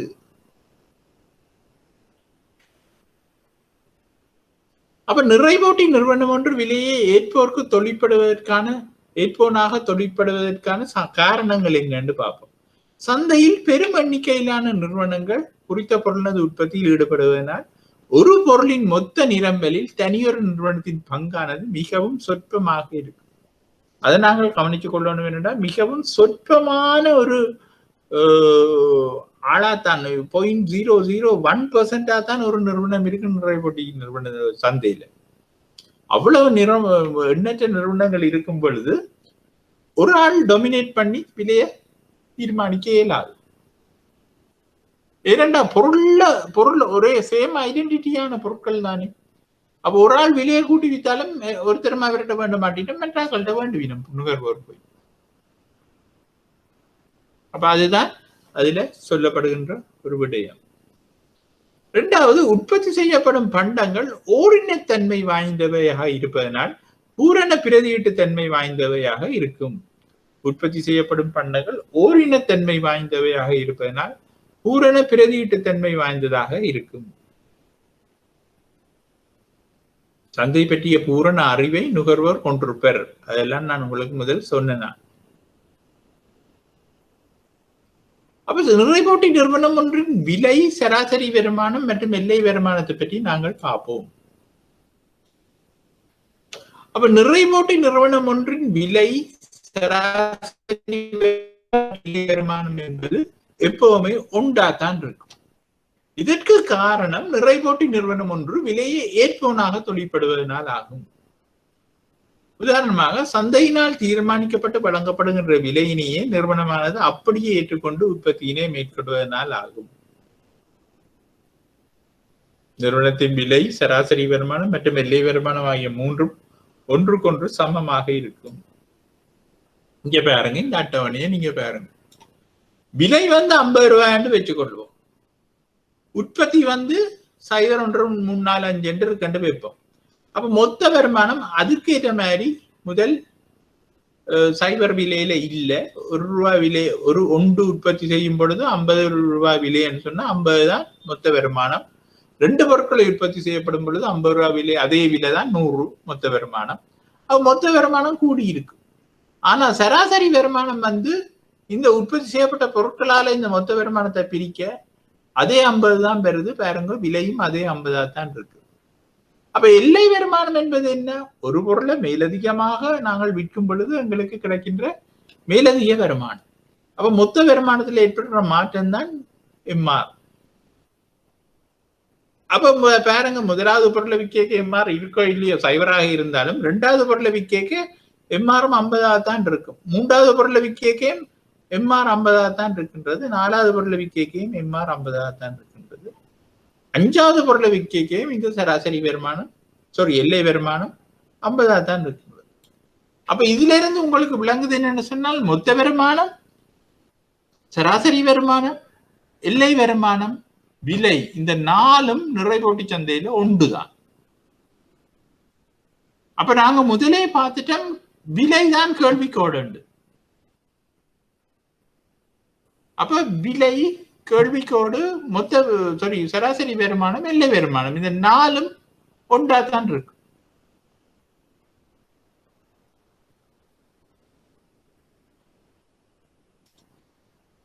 இப்ப இந்த கிராஃப்ல எழுதினா இந்த டி தான் பிஆயும் இருக்கும், ஏஆர் ஆகவும் இருக்கும், எம்ஆர் ஆகவும் இருக்கும்.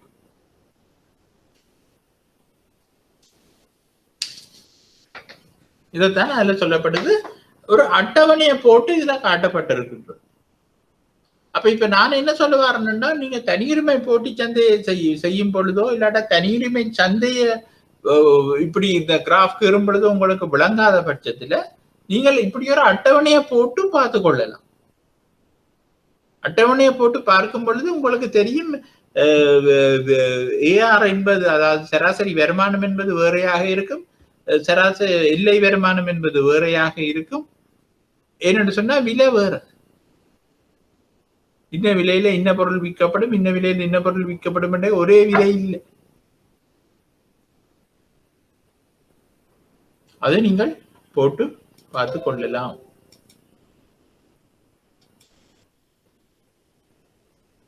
அப்ப இங்க மொத்த வருமானம் என்பது உண்மையாவே நாங்கள் நிறை போட்டி சந்தையை கொஞ்சம் விளக்கமா பார்க்கின்றோம். நிறை போட்டி சந்தையை விளங்கிட்டது என்று சொன்னால் உங்களுக்கு மற்ற சந்தையை நீங்கள் சிம்பிளா பிடிச்சிடுவீங்க.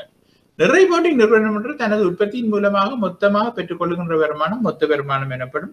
பொருளிலிருந்து விலையினை உற்பத்தியினால் பெருக்குவதன் மூலம் மொத்த வருமானத்தை கணிப்பிடலாம். நிறை போட்டி நிறுவனத்தின் மொத்த வருமானமானது உற்பத்தி அதிகரிக்கும் போது தொடர்ந்தும் அதிகரித்து செல்லும். ஏனென்று சொன்னா உற்பத்தி அதிகரிக்கிறது தானே, விலை வந்து ஒரே அளவாக இருந்தாலும் உற்பத்தி அதிகரித்து செல்லும் பொழுது மொத்த வருமானம் அதிகரிக்கும். மொத்த வருமானம் என்பது விலை தர உற்பத்தி, அது வந்து டிஆர் வந்து பி தர கியூவாக இருக்கும். சராசரி வருமானம் என்பது என்ன? நிறை போட்டி நிறுவனம் ஒன்றின் ஒரு அலகினை உற்பத்தி செய்வதன் மூலமாக பெற்றுக்கொள்கின்ற வருமானம் சராசரி வருமானம் என்று நாங்கள் சொல்லிக் கொள்கின்றோம். அப்ப மொத்த வருமானத்தை உற்பத்தியால் பிரிப்பதன் மூலம் சராசரி வருமானம் புறப்படலாம். சராசரி வருமானம் சமன் மொத்த வருமானத்தின் கீழ் உற்பத்தி. ஏஆர் என்பது டிஆர் கீழ் கியூ. அப்ப டிஆர் உற்பத்தி, மொத்த வருமானத்தை உற்பத்தியால பிரிக்க வாரது சராசரி வருமானம். அப்ப நிறை போட்டி நிறுவனம் ஒன்றின் சராசரி வருமானமானது நிலையானதாகும். அதாவது உற்பத்தி அதிகரித்தாலும் குறைவடைந்தாலும் சராசரி வருமானத்தில் மாற்றம் இல்லை.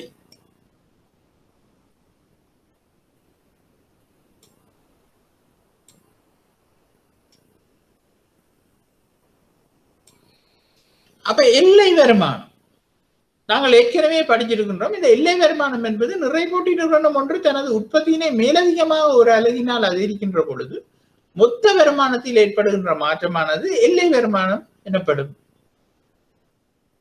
அப்ப மொத்த வருமானத்தில் ஏற்பட்ட மாற்றத்தினை உற்பத்தியில் ஏற்பட்ட மாற்றத்தினால் பிரிப்பதன் மூலம் எல்லை வருமானத்தை கணக்கிட்டு கொள்ளலாம்.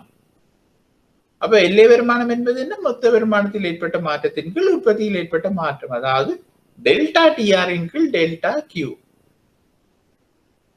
அப்ப நிறை போட்டி நிறுவனம் ஒன்றில் எல்லை வருமானமும் நிலையானதாகத்தான் இருக்கு.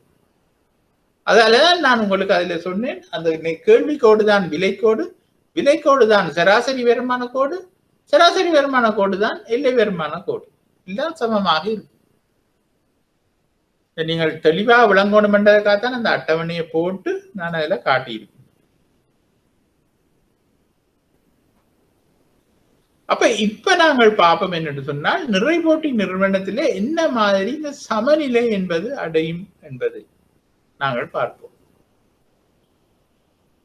நிறைபோட்டி இப்ப நாங்க தனியுரிமை சந்தையில என்ன மாதிரி சமநிலை அடையுது என்று நான் உங்களுக்கு காட்டியிருந்தேன். தனியுரிமை போட்டி சந்தையில என்ன மாதிரி சமநிலை அடையும் என்பதை நான் காட்டியிருந்தேன். இப்பொழுது நிறைபோட்டி நிறுவனத்தில் என்ன மாதிரி சமநிலை அடையும் என்பது நாங்கள் பார்ப்போம். அப்ப நிறைபோட்டி நிறுவனம் ஒன்று சமநிலை அடைவதற்கான நிபந்தனை நிறுவனத்தின் எல்லை செலவும் எல்லை வருமானமும் சமப்படும் போதேயாகும். அது எந்த போட்டி எந்த சந்தை என்றாலும் எம்ஆர் எம்சியா இருக்கிற இடத்துலதான் உத்தம அளவு தீர்மானிக்கப்படும், உற்பத்தி அளவு தீர்மானிக்கப்படும். அப்ப அந்த விதின் பிராக்கெட்டுக்குள்ள எம்சி சமன் எம்ஆர் என்று போட்டுக்கொள்ளுங்க. அது தமிழ்ல தமிழ் எழுத்துக்களா அதில் நீங்கள் போட்டுக்கொள்ள வேண்டியது எம்சி சமன் எம்ஆர் என்பது. அதாவது நிறுவனத்தின் எல்லை செலவு அதிகரித்து செல்லும் பொழுது எல்லை வருமானத்தோடு சமப்படும் புள்ளியில தான் சமநிலை உற்பத்தி நிறுத்தப்படும். அவங்களுக்கு அந்த மேக்சிமம் ப்ராஃபிட் கிடைக்கிறது அந்த இடத்துலதான், எம்ஆரும் எம்சியும் சந்திக்கிற இடத்துல. அப்ப இந்த படத்தை பொறுத்த மட்டும் பாருங்க, எம்ஆரும் எம்சியும் சந்திக்கிற இடத்தை நாங்கள் ஒரு புள்ளி என்று சொல்லிக்கொள்வோம், இ என்ற ஒரு புள்ளி என்று சொல்லிக்கொள்வோம். அந்த இடத்துலதான் விலையும் தீர்மானிக்கப்படும், தொகையும் தீர்மானிக்கப்படும் கியூவா. அப்ப POQE என்ற அளவுதான் உற்பத்தி செலவாயும் இருக்கும், அவர்களுடைய வருமானமாயும் இருக்கும்.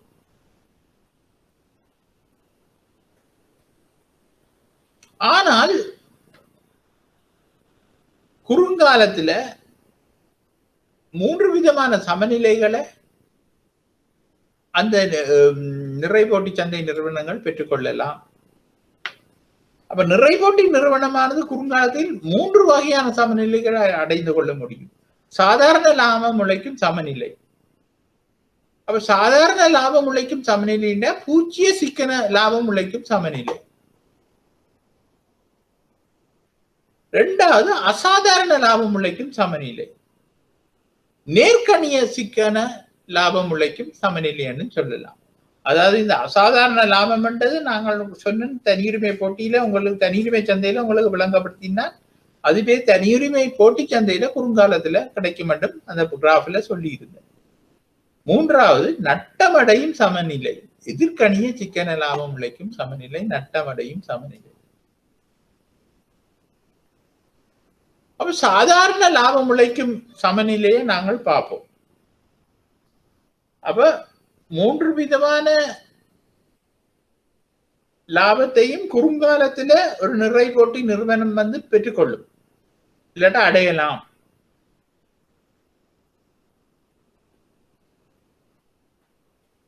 அதுல நாங்கள் முதலாவது பார்க்க போறது சாதாரண லாபம் உழைக்கும் சமநிலை. அப்ப சாதாரண லாபம் உழைக்கும் சமநிலை என்பதுதான் நான் உங்களுக்கு இதுக்கு முதல் ஒரு கிராஃப்ல இதா இருக்கின்றது. இது சாதாரண லாபம் உழைக்கும் சமநிலை. ஆனா உங்களுக்கு அதுல ஒரு கோடு குறைவாக இருக்கின்றது. என்ன கோடு என்று சொன்னா சராசரி செலவு கோடு. சராசரி செலவு கோட்டை நாங்கள் போட்டாதான் எங்களால நிச்சயமாக சொல்ல முடியும் அது சாதாரண லாபம் உழைக்கும் சமநிலையா இல்லாட்டா அசாதாரண லாபம் உழைக்கும் சமநிலையா என்பது. அப்ப இப்ப இதை நீங்க கவனமா பார்த்துக் கொள்ளுங்க. நிறைபோட்டி நிறுவனம் ஒன்று தற்போதைய நிலையில் தொடர்ந்து உற்பத்தியில் ஈடுபடுவதற்கு நிறுவனத்துக்கு கிடைக்க வேண்டிய ஆக குறைந்த வருமானத்தினை பெறுகின்ற நிலை சாதாரண லாபம் உழைக்கும் சமநிலை என்று சொல்லப்படும். அது எங்களுக்கு எல்லாருக்கும் தெரியும் தானே. ஆக குறைந்த வருமானத்தை பெறுகின்ற நிலை என்பது முயற்சியாளனுக்கு கிடைக்கின்ற ரிட்டர்ன், அந்த ரிஸ்க் எடுக்கிறபடியான ஒரு முயற்சியில இறங்குறோம் என்ற முதல் இருக்குமோ இல்லாம போகுமோ ஒரு உற்பத்தி காரணியாக நாங்க முயற்சியாளனை பார்க்க அவனுக்கு கிடைக்கின்ற உற்பத்தி காரணி கிடைக்கின்ற ரிட்டர்ன் வந்து லாபம்.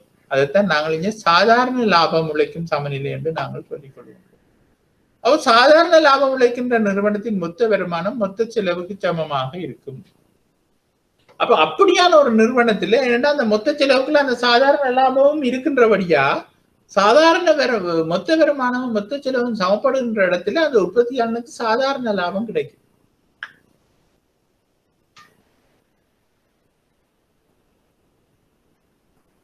அப்ப இந்த கிராஃபை நீங்கள் பாருங்க.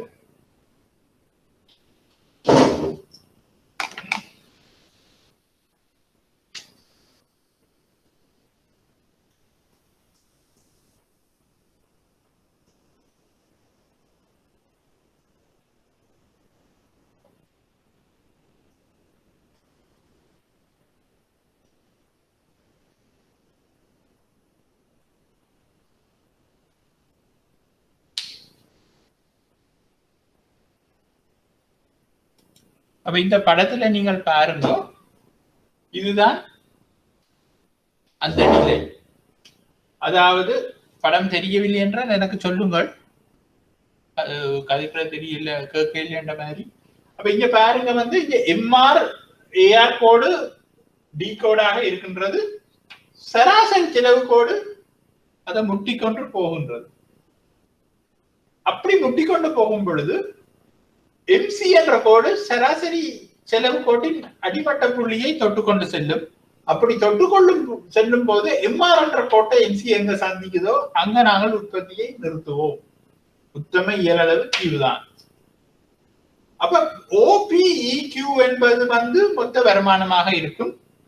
இங்கே உற்பத்தி நிறுத்தப்படும்.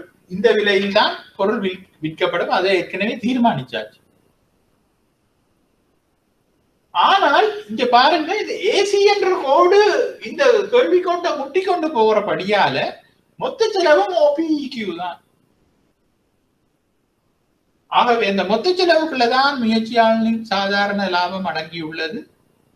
ஆகவே இங்கே அசாதாரண லாபம் உழைக்கவில்லை என்பதுதான் இந்த படம் கூறுகின்றது. அதாவது நிறைபோட்டி நிறுவனம் ஒன்று குறுங்காலத்துல 3 விதமான லாபத்தையும் உழைக்கலாம். ஒன்று சாதாரண லாபம் உழைக்கும் நிலை, இரண்டாவது அசாதாரண லாபம் உழைக்கும் நிலை, மூன்றாவது நட்டமடையும் நிலை.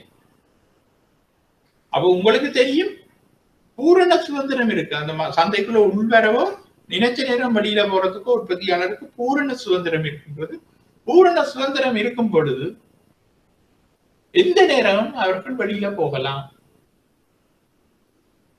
அப்ப குறுங்காலத்துல முதலாவது ஸ்டேஜ் இந்த நிறுவனம் வந்து சாதாரண லாபம் உழைக்கின்றது. அதுக்கு இதுதான் படம்.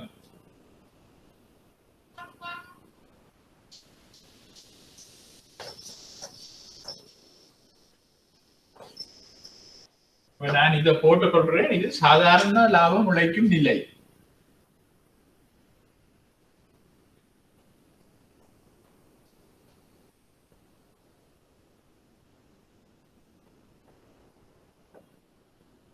அது என்னன்னு நீங்கள் அப்படி சாதாரண லாபம் சொல்லுவீங்கன்னா, இந்த புள்ளி ஏசி என்ற புள்ளி இந்த வருமான புள்ளியை முட்டிக்கொண்டு போகின்றது.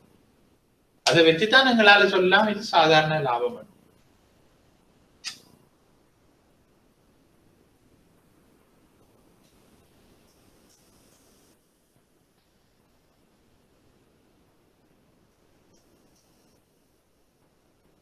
இப்ப இதுதான் டி பி ஏஆர் எம்ஆர். இந்த எம்சி கோடு இப்படி போகின்றது.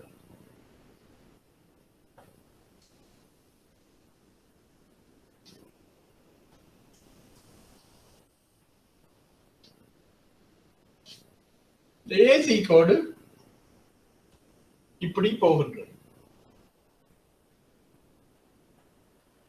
அப்ப எம்சி எம்ஆர் சந்திக்கும் இடத்துல உற்பத்தி நிறுத்தப்படும்.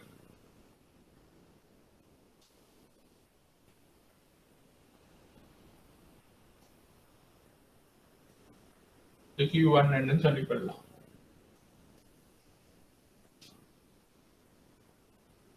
பாருங்க எம்சிஎம்ஆர் சந்திக்கும் இடத்தில் உற்பத்தி நிறுத்தப்படும் பொழுது நாங்கள் அதிலிருந்து ஒரு கோட்டை கீறினம் என்று சொன்னால் அது ஏசி என்ற புள்ளியை எங்க சந்திக்கின்றதோ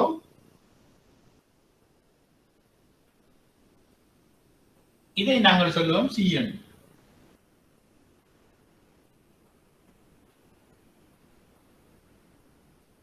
அப்ப பாருங்க இந்த இடத்துல இந்த பொருள் பி என்ற விலையில விற்கப்படும் பொழுது இந்த செலவு குறைவாக இருக்கிறபடியால் இந்த ஏசி என்ற புள்ளி முட்டுகின்ற இடத்துல இந்த சி என்பதுதான் அந்த பொருளை உற்பத்தி செய்வதற்கான செலவு. அப்ப இந்த பொருட்கள் இந்த கட்டத்துல இந்த பொருளை உற்பத்தி செய்யும் பொழுது ஓசி இதை நாங்கள் E1 என்று சொல்லலாம், இதை E என்று சொல்லுவோம். ஓசி E1 Q1 தான் உற்பத்தி செலவாக இருக்கும். ஆனா வருமானம் OPE Q1 ஆக இருக்கும்.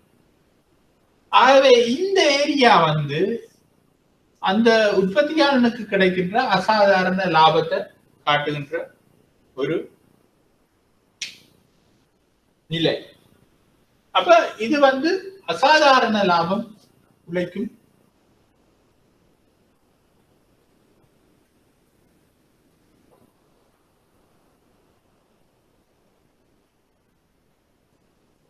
graph.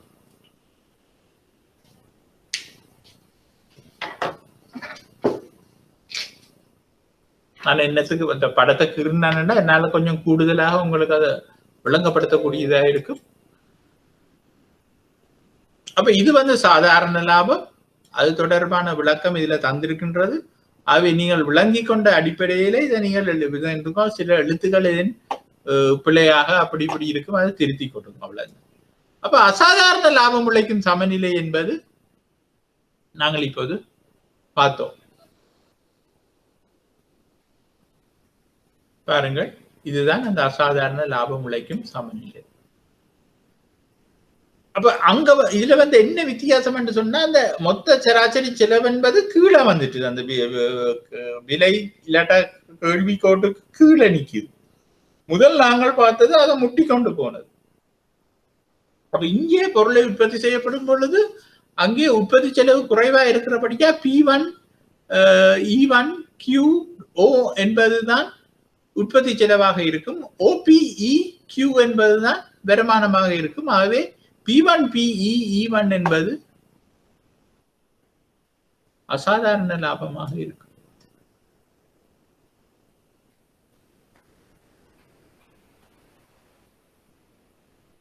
அப்ப இதை நீங்கள் இலகுவாக விளங்கிக் கொள்ளக்கூடியதாக இருக்கும் என்று நான் நினைக்கின்றேன்.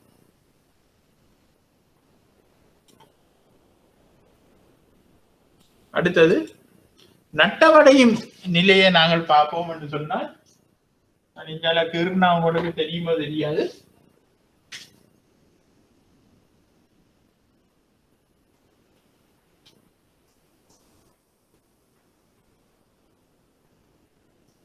இதேதான் P, இதுதான் D சமன் AR சமன் MR.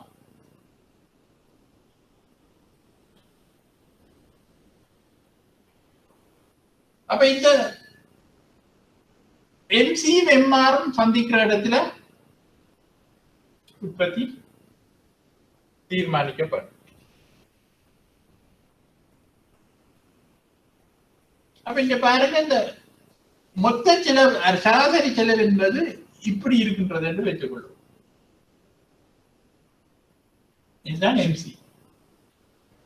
இங்க சராசரி செலவு இந்த வருமான கோட்டிலும் பார்க்க மேல போயிட்டு.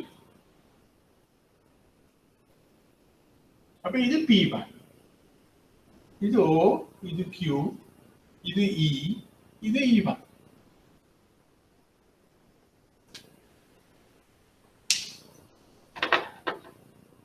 அப்ப வருமானம் என்பது இவ்வளவுதான், செலவு என்பது கூடிட்டு OP1 EQ இருக்கின்றது. அப்ப நான் இதுல சிவப்பால அடிக்கிற இடம் அந்த நிறுவனத்தின் நட்டம், அந்த நிறுவனத்தின் நட்டம். அதை மீண்டும் சொல்கின்றேன்,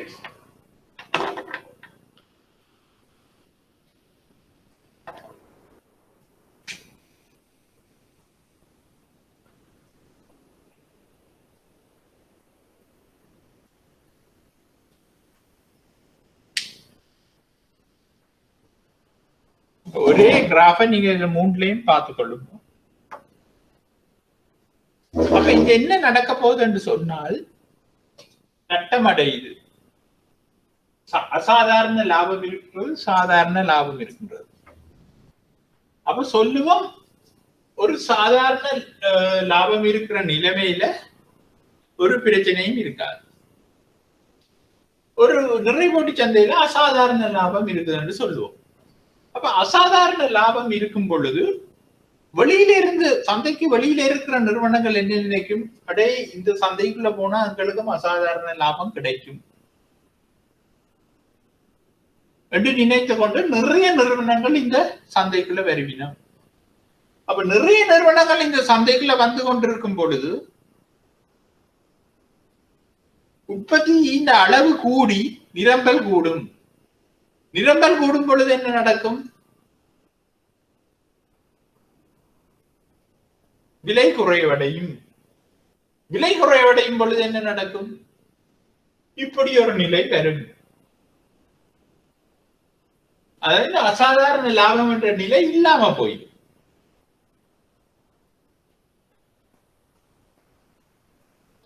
அப்படியும் இல்லையே இன்னும் நிறுவனங்கள் கூட வந்து கொண்டிருக்குது என்று சொன்னால் அது ஒரு கட்டத்துல இங்க போய் நிற்கும், நட்டமடையும் நிலையில நிற்கும்.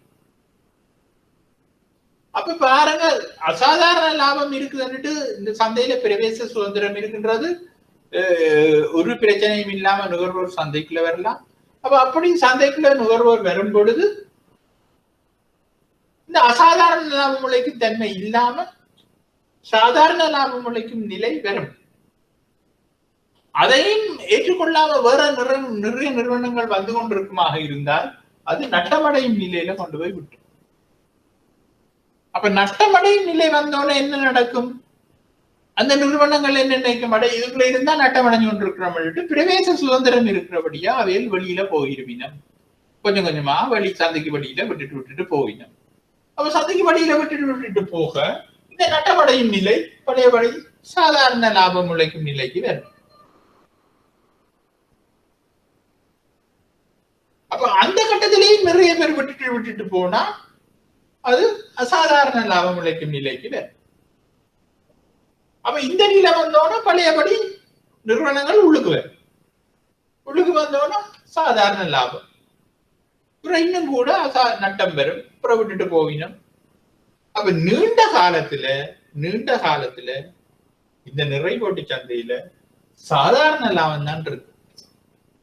குறுங்காலத்துலதான் அசாதாரண லாப நிலையும் நட்டமடையும் நிலையும் இருக்குமே ஒழிய நீண்ட காலத்துல வந்து சாதாரண லாபம் தான் இருக்கும். ஏனென்று சொன்னா பிரவேச சுதந்திரம் காணப்படுகின்றது. பிரவேச சுதந்திரம் காணப்படுகின்றபடியா நீண்ட காலத்துல வந்து இந்த நிறுவனங்கள் வந்து விட்டுட்டு போகும். ஆகவே சாதாரண லாபம்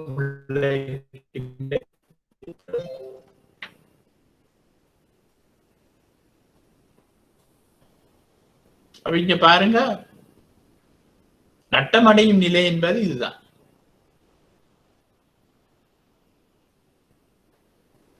அப்ப இதை நீங்க வாட்சி பாத்தீங்கன்னா தெரியும், மொத்த வருமானத்திலும் பார்க்க மொத்த செலவு கூடுதலாக இருக்கு. P1 ஈவன் E என்றதுதான் நட்டமடையும் பகுதியாக இருக்கும். அதுக்கு காரணம் என்னன்னா சராசரி செலவு மேலே இருக்கின்றபடியே.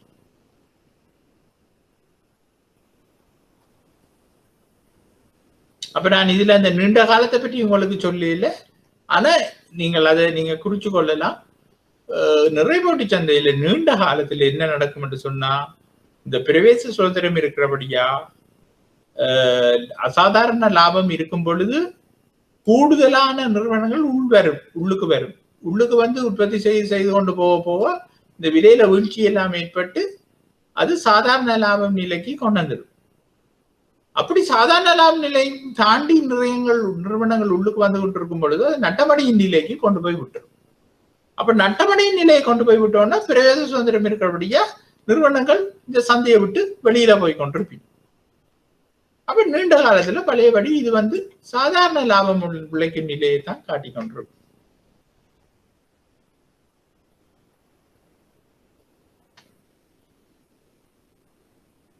அப்ப இதுல நான் நீண்ட காலத்தை பற்றி சொல்லல, நீங்க நீண்ட காலத்தை அதை எழுதி கொள்ளுங்கள்.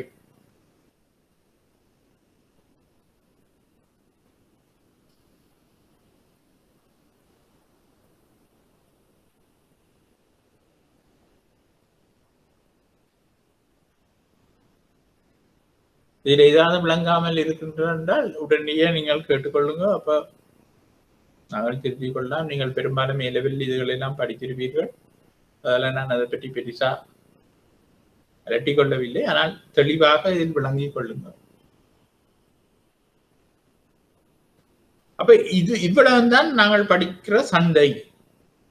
சந்தை என்பது இதுதான், அதாவது எங்களோட சிலபஸுக்கு. அப்ப இந்த சந்தையை பற்றி நாங்கள் படித்தால இதை படிச்சுட்டு நாங்கள் போன கிழமை நாங்கள் துவங்கின அந்த ப்ரொடியூசர்ஸ் இன்கம் என்ற செக்ஷனை நீங்கள் பார்த்தீங்களே என்று சொன்னால் அது உங்களுக்கு லேசாக இருக்கு.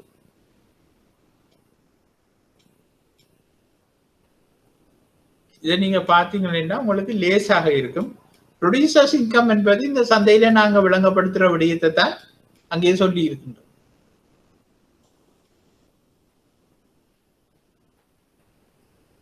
நீங்கள் இதை நீங்களோட சப்போர்ட்டிங் இன்ஃபர்மேஷனா நீங்கள் இதை பார்த்து கொள்ளலாம். ப்ரொடியூசர்ஸ் இன்கம் என்ற ட்விட்டர் நீங்க ஒரு சப்போர்ட்டிங் மார்க்கெட்ஸுக்கு சப்போர்ட்டிங்கான ஒரு டாக்குமெண்டா நீங்கள் பார்த்து கொள்ளலாம்.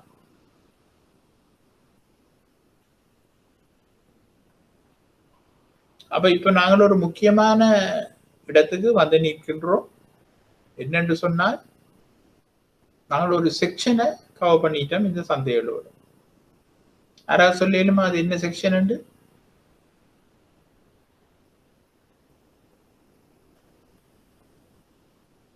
வினோஜா இல்லாட்டா கிருஷாந்தினி என்ன செக்ஷன் என்று சொல்லலுமா? நான் உங்களுக்கு முதலாவது வகுப்பிலே சொன்னது மாதிரி மைக்ரோ எக்கனாமிக்ஸ் என்று சொல்லப்படுகின்ற அந்த நுண்பாக பொருளியல் என்றது எங்கட சிலபஸ்ல இதோட முடிகின்றது. நுண்பாக பொருளியல் என்ற செக்ஷன் இதோட முடிகின்றது.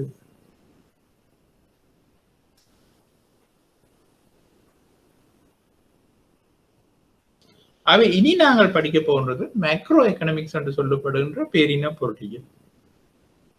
பேரின பொருளியலை நாங்கள் படிக்க போகின்றோம். ஆகவே இவ்வளவு நாள் நாங்கள் படிச்ச அந்த பொருளியல் தொடர்பான ஆரம்ப விதிகள், உற்பத்தி சாத்திய வளைகோடு, கேள்வி நிரம்பல், கேள்வி விலைசார் கல்வி நிகழ்ச்சி, குறுக்கு நிகழ்ச்சிகள், வருமானம் சார் கேள்வி நிகழ்ச்சி, நிரம்பல். அதுக்கு பிறகு நாங்கள் பார்த்தோம் உற்பத்தி சந்தை சமநிலை பார்த்தோம், உற்பத்தி கோட்பாடு படித்தோம், செலவு கோட்பாடு படித்தோம், பிறகு சந்தைகள் படித்தோம். அப்ப இவ்வளவு மைக்ரோ எக்கனாமிக்ஸுக்குள்ள வருகின்றது. அப்ப இதோட நாங்கள் அந்த சாப்டரை முடிச்சு கொண்டு நாங்கள் மேக்ரோ எக்கனாமிக்ஸ் என்ற ஒரு செக்ஷனுக்குள்ள நாங்கள் போவோம். நான் மீண்டும் கேட்கின்றேன், ஏதாவது விளங்காமல் இருந்தால் நீங்கள் இந்த கட்டத்தில் கேட்டுக்கொள்ளுங்க, பிரச்சனை இல்லை. பிரச்சனை இல்லையா?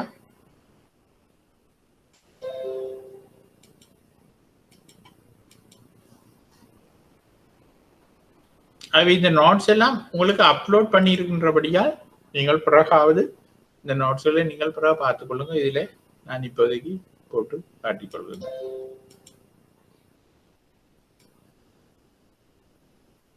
அப்ப நாங்க பேரின பொருளியல் என்ற செக்ஷனுக்குள்ள போறோம், லெசன் 10. அப்ப பாருங்க, நாங்கள் ஏற்கனவே பார்த்ததை போல பொருளாதாரமானது நுண்பாக பொருளியல் மற்றும் பேரின பொருளியல் என இரு வகைப்படும். அப்ப நுண்பாக பொருளியல் என்பது மிகவும் நுணுக்கமாக பார்ப்பதை எடுத்து கூறுகின்றது என்று நாங்கள் பொருளியலாளர் கூறியிருக்கிறோம். நாங்களும் இதை பற்றி படித்தோம். இதற்குள் நாம் இதுவரை பார்த்த நுகர்வோர் கேள்வி, நிரம்பல், சமநிலை, விலை மற்றும் உற்பத்தி காரணிகள் என்பன அடங்குகின்றது. அப்ப இதைத்தான் நான் உங்களுக்கு இப்ப சொன்னேன். பேரின பொருளியலிலே பொருளாதாரத்தை முழுமையாக கற்பது அல்லது பார்ப்பதாக உள்ளது. அப்ப நாங்க பேரின பொருளியல் என்ன நாங்க முழுமையாக பார்க்கின்றோம். பேரின பொருளியல் பொருளாதாரத்தை மொத்த மட்டத்தில் பார்க்கின்றது. இது பின்வரும் விடயங்களை உள்ளடக்கியதாகும். அப்ப நாங்க முதல் பார்க்க போகின்றது மொத்த தேசிய உற்பத்தி. மொத்த தேசிய உற்பத்தி என்ன? தேசிய வருமானம். அதுக்கு பிறகு பொதுவிலை மட்டத்தை பார்க்க போகின்றோம். பொதுவிலை மட்டம் என்ன? பணவீக்கம் தொடர்பான விடயங்கள். தேசிய வருமானம், தேசிய செலவீனம் ரெண்டும் ஒன்றுதான். தேசிய சேமிப்பு, திரண்ட பண நிரம்பல். திரண்ட பண நிரம்பல் என்று சொல்வது அக்ரிகேட் சப்ளை என்று சொல்லுவோம். மணி சப்ளை, அதாவது அக்ரிகேட் மணி சப்ளை என்றதுக்குள்ளதான் நாங்கள் பார்க்க போகிறது வந்து பணம், வங்கி, மத்திய வங்கி. இந்த மூன்றையும் நாங்கள் பார்க்க போகின்றோம். திரண்ட பண நிரம்பல் என்ற அந்த இதுக்குள்ள பணத்தை பற்றி படிப்போம், பிறகு வங்கிகளை பற்றி படிப்போம், பிறகு நாங்கள் மத்திய வங்கியை பற்றி பிரீஃபா படிப்போம். பிறகு சர்வதேச வியாபாரம் என்ற ஒன்று இருக்கின்றது, இன்டர்நேஷனல் ட்ரேட் என்று நாங்கள் சொல்லுவோம். அதை பற்றி கொஞ்சம் படிப்போம். பிறகு இறக்குமதி, ஏற்றுமதி மற்றும் சென்மதி நிலுவை என்பதை படிக்க போகின்றோம். இறக்குமதி ஏற்றுமதிக்குள்ளதான் நாங்கள் அதை விட்டுட்டு சென்மதி நிலுவை என்றதை படிப்போம். சென்மதி நிலுவையோட சம்பந்தப்பட்டதாக அந்நிய செலாவணி என்பது வரும். இவ்வளத்தை நாங்கள் படிக்க போகின்றோம். அப்ப இதற்கு நாங்க நாம் பேரின பொருளாதாரத்தில் திரண்ட மாறிகளுக்கு இடையேயான தொடர்பை பற்றி படிக்க போகின்றோம். அப்ப திரண்ட மாறிகள் என்று சொல்வது வேரியபிள்ஸ். உதாரணமாக விலை மட்டம் மற்றும் திரண்ட கேள்விகளுக்கு இடையிலான தொடர்பு, அல்லது வட்டி வீதம் மற்றும் பணவீக்கம் என்பவற்றுக்கு இடையிலான தொடர்பை, மற்றும் பண நிரம்பல் மற்றும் பணவீக்கத்துக்கு இடையிலான தொடர்புகளை பார்க்கிறதா இந்த திரண்ட மாறிகளுக்கு இடையேயான தொடர்பு என்று நாங்கள் சொல்றோம். உதாரணமா விலை மட்டத்துக்கும் திரண்ட கேள்விக்கும் இடையில. திரண்ட கேள்வி என்றது அக்ரிகேட் டிமாண்ட், அதாவது ஒரு சந்தையில உள்ள கேள்வி இல்லை, ஒரு நிறுவனத்தின் கேள்வி இல்லை, ஒரு தனிநபர்ட கேள்வி இல்லை, முழு நாட்டுக்கும் உள்ள ஒரு கேள்வியைத்தான் திரண்ட கேள்வி. எல்லா கேள்வியையும் கூட்டி வர்றதுதான் திரண்ட கேள்வி என்று நாங்கள் சொல்றது. அது அக்ரிகேட் டிமாண்ட் என்று சொல்லுவோம். அதே மாதிரி வட்டி வீதம் பணவீக்கத்துக்கு இடையான தொடர்பு, பண நிரம்பல் பண வீக்கத்துக்கு இடையிலான தொடர்புகள் அப்படி வரும். அப்ப பேரின பொருளியல்ட முக்கியமான 4 அம்சங்களை நாங்க முதல் கவனத்துல கொள்ளுவோம். பேரின பொருளியல் முகாமைத்துவம், பேரின பொருளியல் தொழிற்பாடு, பேரின பொருளியல் சமநிலை, ஒரு நாட்டின் மொத்த உற்பத்தி அல்லது தேசிய உற்பத்தி. பேரின பொருளியல் முகாமைத்துவம், பேரின பொருளியல் தொழிற்பாடு, பேரின பொருளியல் சமநிலை, ஒரு நாட்டின் மொத்த உற்பத்தி அல்லது தேசிய உற்பத்தி. பேரின பொருளியல் முகாமைத்துவத்தை நாங்கள் முதல் பார்ப்போம்.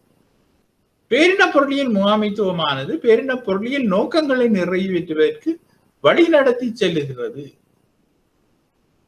பேரின பொருளியல் முகாமைத்துவமானது பேரின பொருளியல் நோக்கங்களை நிறைவேற்றுவதற்கு வழி நடத்தி செல்லுகிறது. அவையாவன நிறை தொழில் மட்டம், பொருளாதார உறுதிப்பாடு, பொருளாதார வளர்ச்சி மற்றும் அபிவிருத்தி, சுற்றாடல் நட்புடனான நிபந்தனைகளுடன் உறுதியான அபிவிருத்தி அடையுது. அப்படி ஒரு புது விஷயத்தை நாங்கள் இப்ப அறிமுகப்படுத்தி இருக்கணும். அப்ப நிறை தொழில் மட்டம் என்பது என்ன? ஃபுல் எம்ப்ளாய்மெண்ட், வேலையின்மை இருக்காது. அப்ப மேக்ரோ எக்கனாமிக் மேனேஜ்மெண்ட்ன்றது இதுதான். நிறை தொழில் மட்டத்தை பேணணும், பொருளாதார உறுதிப்பாட்டை பேணுறது, பொருளாதாரம் உறுதியான வளர்ச்சியை காட்டணும் என்று சொல்றோம். அந்த பொருளாதார உறுதியான வளர்ச்சியின் மூலம் நாங்கள் அபிவிருத்தியை அடைந்து கொள்கின்றோம். சுற்றாடல் நட்புடனான என்வாயன்மெண்ட் ஃப்ரெண்ட்லி என்று சொல்லுகின்றோம். இப்ப கிட்டடியில கொண்டு வந்திருக்கிறது வந்து என்வாயன்மெண்டல் ஃப்ரெண்ட்லியான அபிவிருத்தியை தான் இப்ப நாடுகள் விரும்புது, இல்லாட்டா அங்கீகரிக்கின்றது. இப்ப சுற்றாடலை நாசமாக்கி அநியாயமாக்கி கொண்டு ஒரு நாடு அபிவிருத்தி அடையும் என்று சொன்னா அதை ஏற்றுக்கொள்றது நிலையில ஏனைய நாடுகள் இல்லை. அப்ப இந்த நோக்கங்களை நிறைவேற்றுவதற்கு பேரின பொருளியல் முகாமைத்துவம் பாரிய பொறுப்பை கொண்டுள்ளது. இந்த பொறுப்பானது அரசாங்கத்தினால் பொறுப்பேற்கப்பட்டுள்ளது. இதனால் அரசாங்கமானது நாணய கொள்கை, இறை கொள்கை, வெளிநாட்டு நாணயம் மற்றும் சர்வதேச வியாபார கொள்கைகள் மற்றும் நேரடி கட்டுப்பாட்டு முறைகள் போன்றவற்றை பேரின முகாமைத்துவ கொள்கையின் கீழ் பின்பற்றுகின்றது. அப்ப பேரின முகாமைத்துவ கொள்கையின் கீழ் என்ன வருது? நாணய கொள்கை. இந்த நாணய கொள்கையை யார் கண்ட்ரோல் பண்றது அந்த அரசாங்கத்தின் சார்பில் யாராவது சொல்லிடுமா? ஆன்லைன்ல நிக்கிறார்கள். நாட்டின் பேரின கொள்கைய அமுல்படுத்துறது யார்? உங்களுக்கு கதைக்க விருப்பம் இல்லைன்னா மெசேஜாவது போடலாம். இறை கொள்கையை அமுல்படுத்துறது யார் அந்த நாட்டின் சார்பில்? நாணய கொள்கையை அமுல்படுத்துவது அதன் முழு முதல் நாணய கொள்கையை அமுல்படுத்துவது அந்த முழு முதல் பொறுப்பையும் எடுத்துக்கொண்டிருக்கிற மத்திய வங்கி. அப்ப இறை கொள்கையை யார் அமுல்படுத்துறது?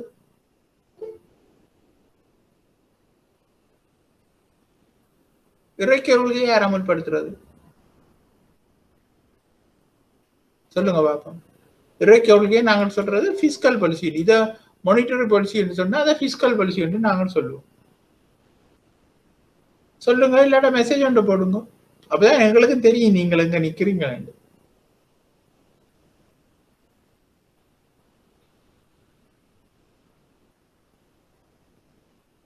இறை கொள்கை அரசாங்கம்.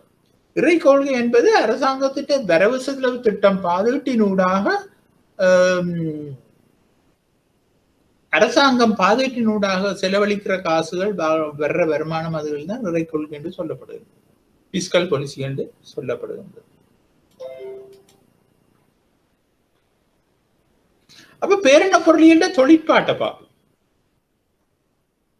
அப்ப பேரெண்ண பொருளியல்ட தொழிற்பாட்டுல இதுவே உற்பத்தி, நுகர்வு, முதலீடு, சேமிப்பு, இறக்குமதி மற்றும் ஏற்றுமதி என்பதற்கு இடையிலான தொடர்பை காட்டுகின்றது.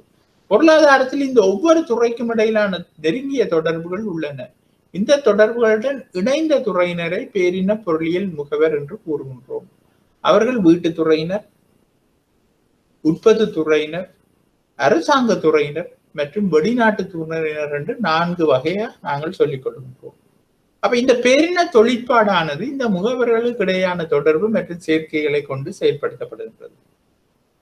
அப்ப இங்க நாங்க பேரின பொருளியல் தொழிற்பாடு என்று பார்க்க உற்பத்தி, நுகர்வு, முதலீடு, இது வந்து நாங்கள் ஃபர்ஸ்ட் கிளாஸ்லயோ செகண்ட் கிளாஸ்லயோ ஒரு பிரீஃபா படிச்ச நாங்கள்.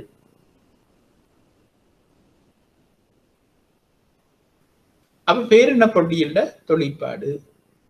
அப்ப நாங்க முதலாவது அதுக்குள்ள யார் வரையணும் என்று சொன்னா வீட்டு துறையினர், ஹவுஸ் ஹோல்ட் செக்டர் என்று நாங்கள் சொல்லுகின்றோம். House hold sector. அப்ப ஒரு பொதுவான வரவு செலவு திட்டத்தின் கீழ் ஒருங்கிணைக்கப்பட்ட நுகர்வோர் தமது தேவைகளை பூர்த்தி செய்வதற்கு செயற்படுகின்றனர். அவர்களின் பேரின பொருளாதார செயற்பாடுகளுக்கான பங்களிப்புகள் பின்வருமாறு அமைகின்றது. உற்பத்தி துறையினருக்கான உற்பத்தி காரணிகளை வழங்குபவர்களாக உள்ளனர். நுகர்வதில் பிரதான பங்கை வகிப்பதுடன் சேமிப்பிலும் பிரதான பங்கை ஆற்றுகின்றனர். அப்ப வீட்டு துறையினர் என்பது என்னென்ன செய்யணும்? முதலாவது அவைகள்கிட்ட தான் 4 வகையான உற்பத்தி காரணியும் இருக்கின்றது. அப்ப இந்த 4 வகையான உற்பத்தி காரணிகளையும் உற்பத்தி துறையினருக்கு கொடுக்கிறது அவர்கள் தான். அதாவது இந்த உற்பத்தி துறையில முக்கியமா இருக்கிற முயற்சியாளன் கூட இந்த வீட்டு துறைக்குள்ளதான் இருப்பான். அங்க இருந்தான் அவன் போவான். அப்ப இந்த உற்பத்தி காரணிகளை வழங்குவதன் மூலம் கிடைக்கிற வருமானத்தை கொண்டு அந்த உற்பத்தி துறையிட்ட முடிவு பொருட்களை நுகர்வதிலும் முக்கிய பங்கு வகிக்கிறது இந்த வீட்டுத்துறையினர். அப்ப முழு காசையின் நுகரலாம், நுகராம விடலாம்.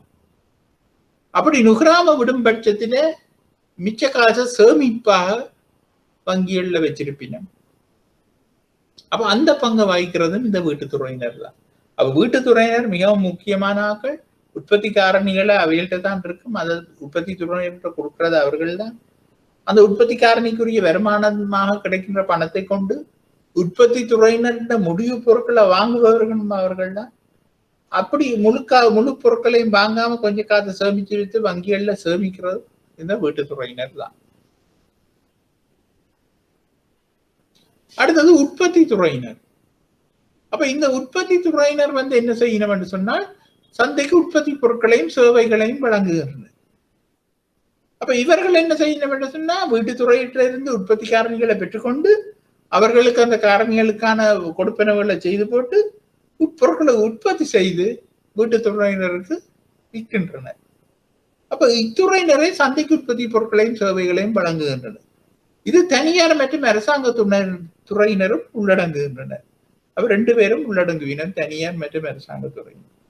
இது தனியுடைமை, பங்குடைமை, வரையறுக்கப்பட்ட கம்பெனிகள், திணைக்களங்கள் மற்றும் அரசாங்க கூட்டுத்தாபனங்களையும் உள்ளடக்குகின்றது. இது தனியுடைமையாயும் இருக்கும், தனியுடைமை முயற்சியாயும் இருக்கும், பங்குடைமையாயும் இருக்கும், வரையறுக்கப்பட்ட கம்பெனிகளாயும் இருக்கும், திணைக்களங்களாயும் இருக்கும், கூட்டுத்தாபனங்களாயும் இருக்கும், அரச கூட்டுத்தாபனங்கள். அப்ப பேரின பொருளியலில் இவர்கள் எதை எவ்வளவு உற்பத்தி செய்ய வேண்டும் என்பதை தீர்மானிக்கின்றது. அப்ப மேக்ரோ எக்கனமியில இந்த உற்பத்தி துறையினர் தான் தீர்மானிக்கின்றனர் தாங்கள் எவ்வளவு உற்பத்தி செய்ய போறோம் என்பது. அப்ப இவர்கள் தான் முதலீட்டு அடிஷனல் முதலீடுகள் எல்லாத்தையும் செய்யறதும் இவர்களாகத்தான் இருக்கின்றனர். அப்ப இதுதான் உற்பத்தி துறையினர் என்று நாங்கள் சொல்லிக் கொள்ற ஆக்கள். அப்ப அரசாங்கத்துறை, அடுத்தது அரசாங்கத்துறைக்கு நாங்கள் போனோம் என்று சொன்னால், நாட்டில் சட்டம் ஒழுங்கை நிலைநாட்டல், தேசிய பாதுகாப்பு கட்டமைப்பு வசதிகளை வழங்குதல் மற்றும் பொது பொருட்கள் மற்றும் சேவைகளை, பப்ளிக் குட்ஸ் அண்ட் சர்வீசஸ் என்பவற்றை வழங்குவதாக உள்ளது. அப்ப அரசாங்கத்தின் வேலை என்ன என்று சொன்னால், இந்த உற்பத்தி துறையினரின் செயற்பாடுகளை இலகுபடுத்தி கொடுக்கும். அதே சமயம் இந்த வீட்டு துறையினருடைய வாழ்க்கை இல்லாட்ட வாழ்க்கை ஸ்டாண்டர்ட் ஆஃப் லிவிங் என்று நாங்கள் சொல்லுவோம், அந்த தரம், வாழ்க்கை தரத்தையும் உயர்த்தி கொடுக்க வேண்டியது அரசு துறையின் பங்கு. அப்ப அதுக்காக அவையில் என்ன செய்யணும் சொன்னால், சட்டம் ஒழுங்கா சரியான முறையில வச்சிருப்பினும். சட்டம் ஒழுங்கா இருந்தா தான் எந்த ஒரு உற்பத்தி துறையினரும் பயப்படாம உற்பத்தியில ஈடுபடுவீங்க. தேசிய பாதுகாப்பு கவனமா வச்சிருக்கணும். வேறு நாடுகளால் அச்சுறுத்தல் ஒன்றும் ஏற்படாம, சட்டம் ஒழுங்கு என்பது உள்நாட்டு விடயம், போலீசாரால் மேற்கொள்ளப்படுவது. தேசிய பாதுகாப்பு என்பது இராணுவத்தினரால், கடற்படை, முப்படைகளால மேற்கொள்ளப்படுவது தேசிய பாதுகாப்பு. கட்டமைப்பு வசதிகளை வழங்குது, இன்ஃப்ராஸ்ட்ரக்சர் டெவலப்மெண்ட் என்று சொல்றது. ஒரு உதாரணத்துக்கு இப்ப நகரங்களுக்கு இடையேயான போக்குவரத்து வசதிகளை இலகுபடுத்தி கொடுக்கணும். சில கைத்தொழில் பேட்டைகளை உருவாக்கி அங்க எல்லா விதமான வசதிகளையும் உற்பத்தியாளருக்கு செய்து கொடுக்கணும். எலக்ட்ரிசிட்டி, வாட்டர், டிரான்ஸ்போர்ட், போக்குவரத்து எல்லா வசதிகளையும் செய்து கொடுக்கணும். பப்ளிக் குட்ஸ் அண்ட் சர்வீசஸ், பொது பொருட்கள் சேவைகள் என்று இருக்கின்றது. உதாரணமா இப்ப ரோட் போடுறது பொது பப்ளிக் குட்ஸ். அப்ப அப்படியான வேலைகளை செய்து கொடுக்கணும். இதற்கான பண தேவையை அரசாங்கம் வீட்டு துறையிடமிருந்து உற்பத்தி துறையினருக்கு வரிப்பணமாக பெற்றுக் கொள்ளுகின்றது. அப்ப இவ்வளவு செய்வதற்கும் காசு அரசாங்கத்துக்கு வேணும். அந்த காசை அரசாங்கம் வீட்டு துறையிடமிருந்தும் உற்பத்தி துறையிடமிருந்தும் டேக்ஸ் வரியாக பெற்றுக் கொள்ளுகின்றது. அடுத்தது வெளிநாட்டு துறையினர். அப்ப இந்த வெளிநாட்டு துறையினர்கிட்ட இருந்து எங்கள்கிட்ட இல்லாத சாமான்களை நாங்கள் அவையிட வேண்டும். எங்களுக்கு மேலதிகமாக இருக்கிற சாமான்கள் வெளிநாட்டுக்கு எங்கனையும் கொடுக்கக்கூடிய இருந்தா அதை ஏற்றுமதி செய்கின்றோம். அப்ப இதன் மூலமாக நாங்கள் வெளிநாட்டு துறையினரோட சம்பந்தப்பட்டுக் கொள்ளுகின்றோம். அப்ப இந்த துறையினர் உலகத்தின் ஏனைய பாகங்களுடன் கொடுக்கல் வாங்கல்களை செய்யும் துறையினராக உள்ளனர். இந்த கொடுக்கல் வாங்கல்கள் 2 வகைப்படும்: பொருட்கள் சேவைகளின் இறக்குமதி, பொருட்கள் சேவைகளின் ஏற்றுமதி.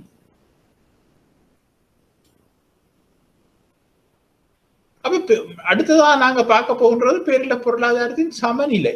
அப்ப இப்ப நாங்க 3 விஷயத்தை நாங்கள் பார்த்துட்டோம். பேரின பொருளாதார முகாமைத்துவத்தை நாங்கள் பார்த்தோம், பேரின பொருளியல் தொழிற்பாட்டை பார்த்தோம்,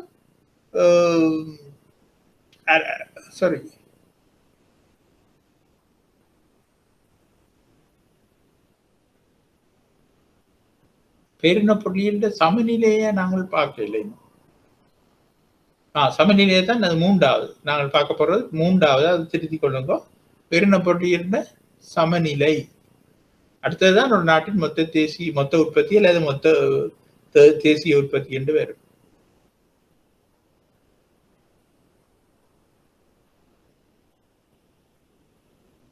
அப்ப சமநிலை, பேரின பொருளாதாரத்தின் சமநிலை, ஈக்விலிபிரியம் என்பது என்னென்று பார்த்துக் கொள்வோம். அப்ப இந்த பேரின பொருளாதார சமநிலையில் நாம் 4 மாறிகளை பார்க்கின்றோம். முதலாவது மாறி மொத்த கேள்வி அல்லது மொத்த செலவினம், இ என்று நாங்கள் அதை சொல்லிக் கொள்கின்றோம். மொத்த கேள்வி அதாவது திரண்ட கேள்வி அல்லது மொத்த செலவினம் அதை நாங்கள் சொல்லிக் கொள்வோம். அடுத்தது மொத்த நிரம்பல் அல்லது மொத்த வருமானம். அதை நாங்கள் திரண்ட நிரம்பல் என்று சொல்லிக் கொள்ளலாம். மொத்த நிரம்பல் அல்லது மொத்த வருமானத்தை Y என்று சொல்லிக் கொள்வோம். மீள் பெருவனவுகள் இல்ல, மீள் பெருவனவுகளின் கசிவுகள், அதை வேஸ்டேஜ் என்று சொல்லிக் கொள்ளலாம். W வந்து உட்செலுத்தல்கள் அல்லது உட்பாய்ச்சல்கள் J என்று சொல்லிக் கொள்வோம். சரியா? அப்ப இப்ப மொத்த கல்வி மொத்த செலவினத்தை பார்க்க ஒரு குறிக்கப்பட்ட நேரத்தில் அல்லது குறிக்கப்பட்ட காலத்தில் காணப்படும் பொருட்கள் சேவைகளுக்கான மொத்த கேள்வியே இதுவாகும். வேறு வகையில் கூறுவதானால் பேரின பொருளாதார முகவர்களினால், வீட்டுத்துறையினர், வியாபார நிறுவனங்கள், அரசாங்கம் மற்றும் வெளிநாட்டு காரணிகளால் கொள்வனவு செய்யப்படும் மொத்த உள்நாட்டு உற்பத்தியின் மொத்த தொகையைத்தான் இங்க மொத்த கேள்வி என்று நாங்கள் சொல்கின்றோம். பாருங்கோ, பேரின பொருளாதார முகவர்கள் என்று சொல்லப்படுகின்ற வீட்டுத்துறையினர், வியாபார நிறுவனங்கள், அரசாங்கம் மற்றும் வெளிநாட்டு காரணிகள். வெளிநாட்டு காரணிகள் என்று வெளிநாடுகள் இலங்கையில ஏதாவது தங்களோட உற்பத்தி காரணிகளை கொண்டு வச்சு பிசினஸ் செய்யலாம். அப்ப அதுகளால ப்ரொடியூஸ் பண்ற பொருட்கள், சேவைகள். அப்ப முகவர்களினால் கொள்வனவு செய்யப்படும் மொத்த உள்நாட்டு உற்பத்தியின் மொத்த தொகையைத்தான் நாங்க மொத்த கேள்வி என்று சொல்லுகின்றோம். இந்த மொத்த கேள்வியானது நுகர்வு, முதலீடு, அரசாங்க செலவினங்கள், இறக்குமதி மற்றும் ஏற்றுமதியின் பேரினால் தீர்மானிக்கப்படுகின்றது. நுகர்வு, முதலீடு, அரசாங்க செலவினங்கள், இறக்குமதி, ஏற்றுமதி. அப்ப முதலாவது நாங்கள் சொல்லிக் கொள்வோம், மொத்த கேள்வி E என்பது C+I+G என்று. C என்றது கன்சம்ஷன், நுகர்வு, I என்பது முதலீடு, இன்வெஸ்ட்மெண்ட், G என்பது அரசாங்க செலவு. அப்ப இது வந்து ஒரு மூடப்பட்ட பொருளாதாரம், வெளிநாட்டு தொடர்பு இல்லாத பொருளாதாரத்துல E என்பது C+I+G. ஆனால் நீண்ட காலத்துல வந்து இல்லாட்டா ஒரு திறந்த பொருளாதாரத்துல வந்து, எங்களால மூடப்பட்ட பொருளாதாரத்துல இந்த உலகத்துல பெரும்பாலும் ஒரு நாடுமே இருக்க இயலாது. ஏனென்றா குளோபலைசேஷன், உலகமயமாக்கல் என்ற கொள்கையின் அடிப்படையில உலகம் இயங்குது. அப்ப ஏதோ ஒரு வகையில வெளிநாட்டோட சம்பந்தப்படைக்க நாங்க வெளிநாட்டுல இந்த பொருட்களை இறக்குமதி செய்யறோம், ஏற்றுமதி செய்யறோம். அப்படி செய்யக்க X என்பது ஏற்றுமதி, M என்பது இறக்குமதி, Xல இருந்து M கழிக்க வாரது தேறிய ஏற்றுமதி இல்லாட்டா இறக்குமதி. மைனஸ்ல வந்தது என்ன? தேறிய இறக்குமதி. Xல வந்தது என்ன? தேறிய ஏற்றுமதி. அதையும் கூட்டினா வாரது மொத்த கேள்வியாக இருக்கும். அப்ப மொத்த நிரம்பல் என்பது என்னன்னு பார்த்தா, இது ஒரு குறிப்பிட்ட காலப்பகுதியில் ஒரு பொருளாதாரத்தில் காணப்படும் மொத்த உற்பத்தி அல்லது மொத்த வருமானமாக கருதப்படும். அப்ப ஒரு பொருளாதாரத்துல இருக்கிற மொத்த உற்பத்தி அல்லது மொத்த வருமானத்தை தான் இதுல நாங்கள் சொல்லுறோம். அப்ப இந்த மொத்த உற்பத்தியால பெறப்படும் மொத்த வருமானத்தை மொத்த நிரம்பல் என்றும் கூறலாம். இந்த மொத்த வருமானமானது அதன் பயன்பாட்டை அடிப்படையாக கொண்டு சில மாறிகளால் தீர்மானிக்கப்படுகின்றது. ஆகவே இந்த வருமான நுகர்வு இந்த வருமான நுகர்வு, செலுத்துகின்ற வரி, சேமிப்பு மற்றும் இறக்குமதி என்பவற்றுக்கு பயன்படுத்தப்படுகின்றது. அப்ப இந்த வருமானம் என்பது Y என்று நாங்கள் சொன்னோம்னா, C என்பது நுகர்வு, கன்சம்ஷன், பிளஸ் S என்பது சேமிப்பு, சேவிங்ஸ், பிளஸ் T என்பது டேக்ஸ், பெறப்படும் வரி, பிளஸ் M என்பது இறக்குமதி என்பவற்றையாக காட்டிக்கொள்ளப்படுகின்றது. அப்ப இந்த ஈக்குவேஷனை நீங்கள் என்ன மாதிரி கிரியேட் பண்ணப்படுகின்றது என்பதை நீங்கள் பார்த்துக் கொள்ளுங்கள். அப்ப இங்க மீள் பெருகைகளின் கழிவுகள் என்று சொல்வது வந்து வேஸ்டேஜ் என்பது வந்து அந்த சைக்கிள், எங்களோட வருமான சுற்றோட்டத்துக்குள்ள இருந்து வெளியில போறது வாரதைத்தான் நாங்கள் சொல்லிக் கொள்ளுகின்றோம். அப்ப இப்படி வெளியில போயிட்டு வருவது என்னவெனில், மொத்த கல்வி ஒரு நாட்டின் பொருளாதாரத்தில் கணிக்கும் போது வருமானத்தில் ஏற்படும் வருமான ஓட்டத்தில் ஏற்படும் சில மீள்பெறும் மாறிகளை தான் இதுல சொல்லப்படுகின்றது. உதாரணமாக வேஸ்டேஜ் என்பது சேவிங்ஸ், டேக்ஸ், இம்போர்ட்ஸ். சேவிங்குக்காக நாங்கள் எங்களோட சுற்றோட்டத்திலிருந்து எடுத்து வெளியில சேர்த்து வைக்கின்றோம், வங்கியில சேர்க்கின்றோம். அதை வந்து நாங்கள் ஒரு வேஸ்ட் என்று சொல்லிக் கொள்ளலாம். டேக்ஸ் என்பது எங்களோட சுற்றோட்டத்திலிருந்து நாங்கள் அரசாங்கத்துக்கு செலுத்துகின்றோம், அப்ப குறையுது. அதே மாதிரி இறக்குமதி என்பதும் இறக்குமதி செய்யப்படும் செலவும் வெளிநாடுகளுக்கு செலுத்தப்படுவதால அதை நாங்கள் வேஸ்ட் என்று சொல்லிக் கொள்ளலாம். அப்ப உட்பாய்ச்சல்கள் என்று நாங்கள் இங்கே சொல்லிக் கொள்கின்றோம். உட்பாய்ச்சல்கள். அப்ப உட்பாய்ச்சல்கள் என்று சொல்வது என்னென்று சொன்னால் எங்களோட சுற்றோட்டத்துக்குள்ள உள்ளுக்கு வர விடயங்கள்.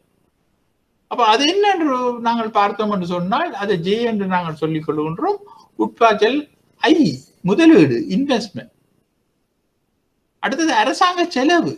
அரசாங்கம் ஏதாவது ஒன்று செலவழிக்கும் பொழுது அது எங்களுக்கு அந்த சுற்றோட்டத்துக்குள்ள வர காசாக இருக்கின்றது. அதே மாதிரி ஏற்றுமதி வருமானம், வெளிநாட்டுக்கு நாங்க பொருட்கள் அனுப்பி எங்களுக்கு மேலதிகமா வர காசு வந்து இந்த சுற்றோட்டத்துக்கு உள்ளுக்கு வாரபடியே அதை நாங்கள் உட்பாய்ச்சல்கள் என்று சொல்லிக் கொள்கின்றோம்.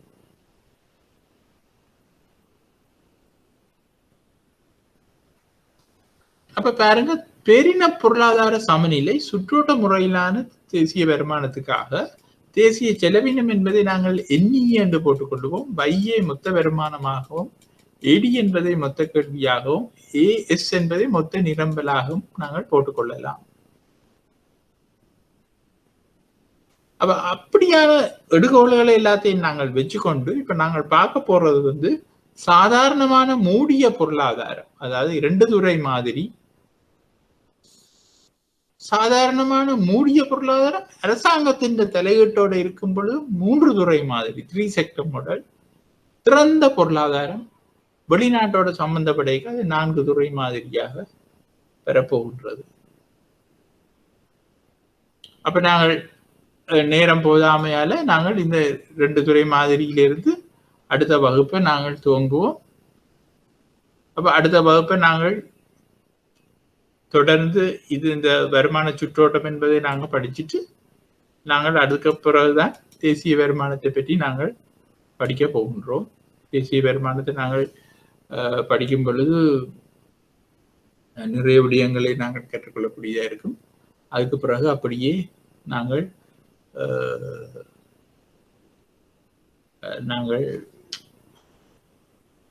பணம் அப்படியெல்லாம் நாங்கள் பார்க்கக்கூடியதாக இருக்கும். அவை நாங்கள் இத்தோடு இந்த வகுப்பை நிறுத்திக் கொள்வோம். ஏதாவது எந்த கட்டத்திலையும் நீங்கள் விளங்காவிட்டால் அடுத்த வகுப்பிலேயாவது நீங்கள் வந்து இதை கேட்டுக்கொள்ளக்கூடியதாக இருக்கும்.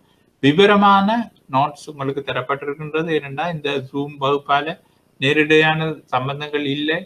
என்ன இருந்தாலும் நேர இருந்து படிக்கிற மாதிரி வராது என்றபடியா நீங்கள் இதை சரியான முறையில் அந்த நோட்ஸை பயன்படுத்தி அதை பிரயோசனப்படுத்திக் கொள்ளுங்கள். நன்றி, வணக்கம்.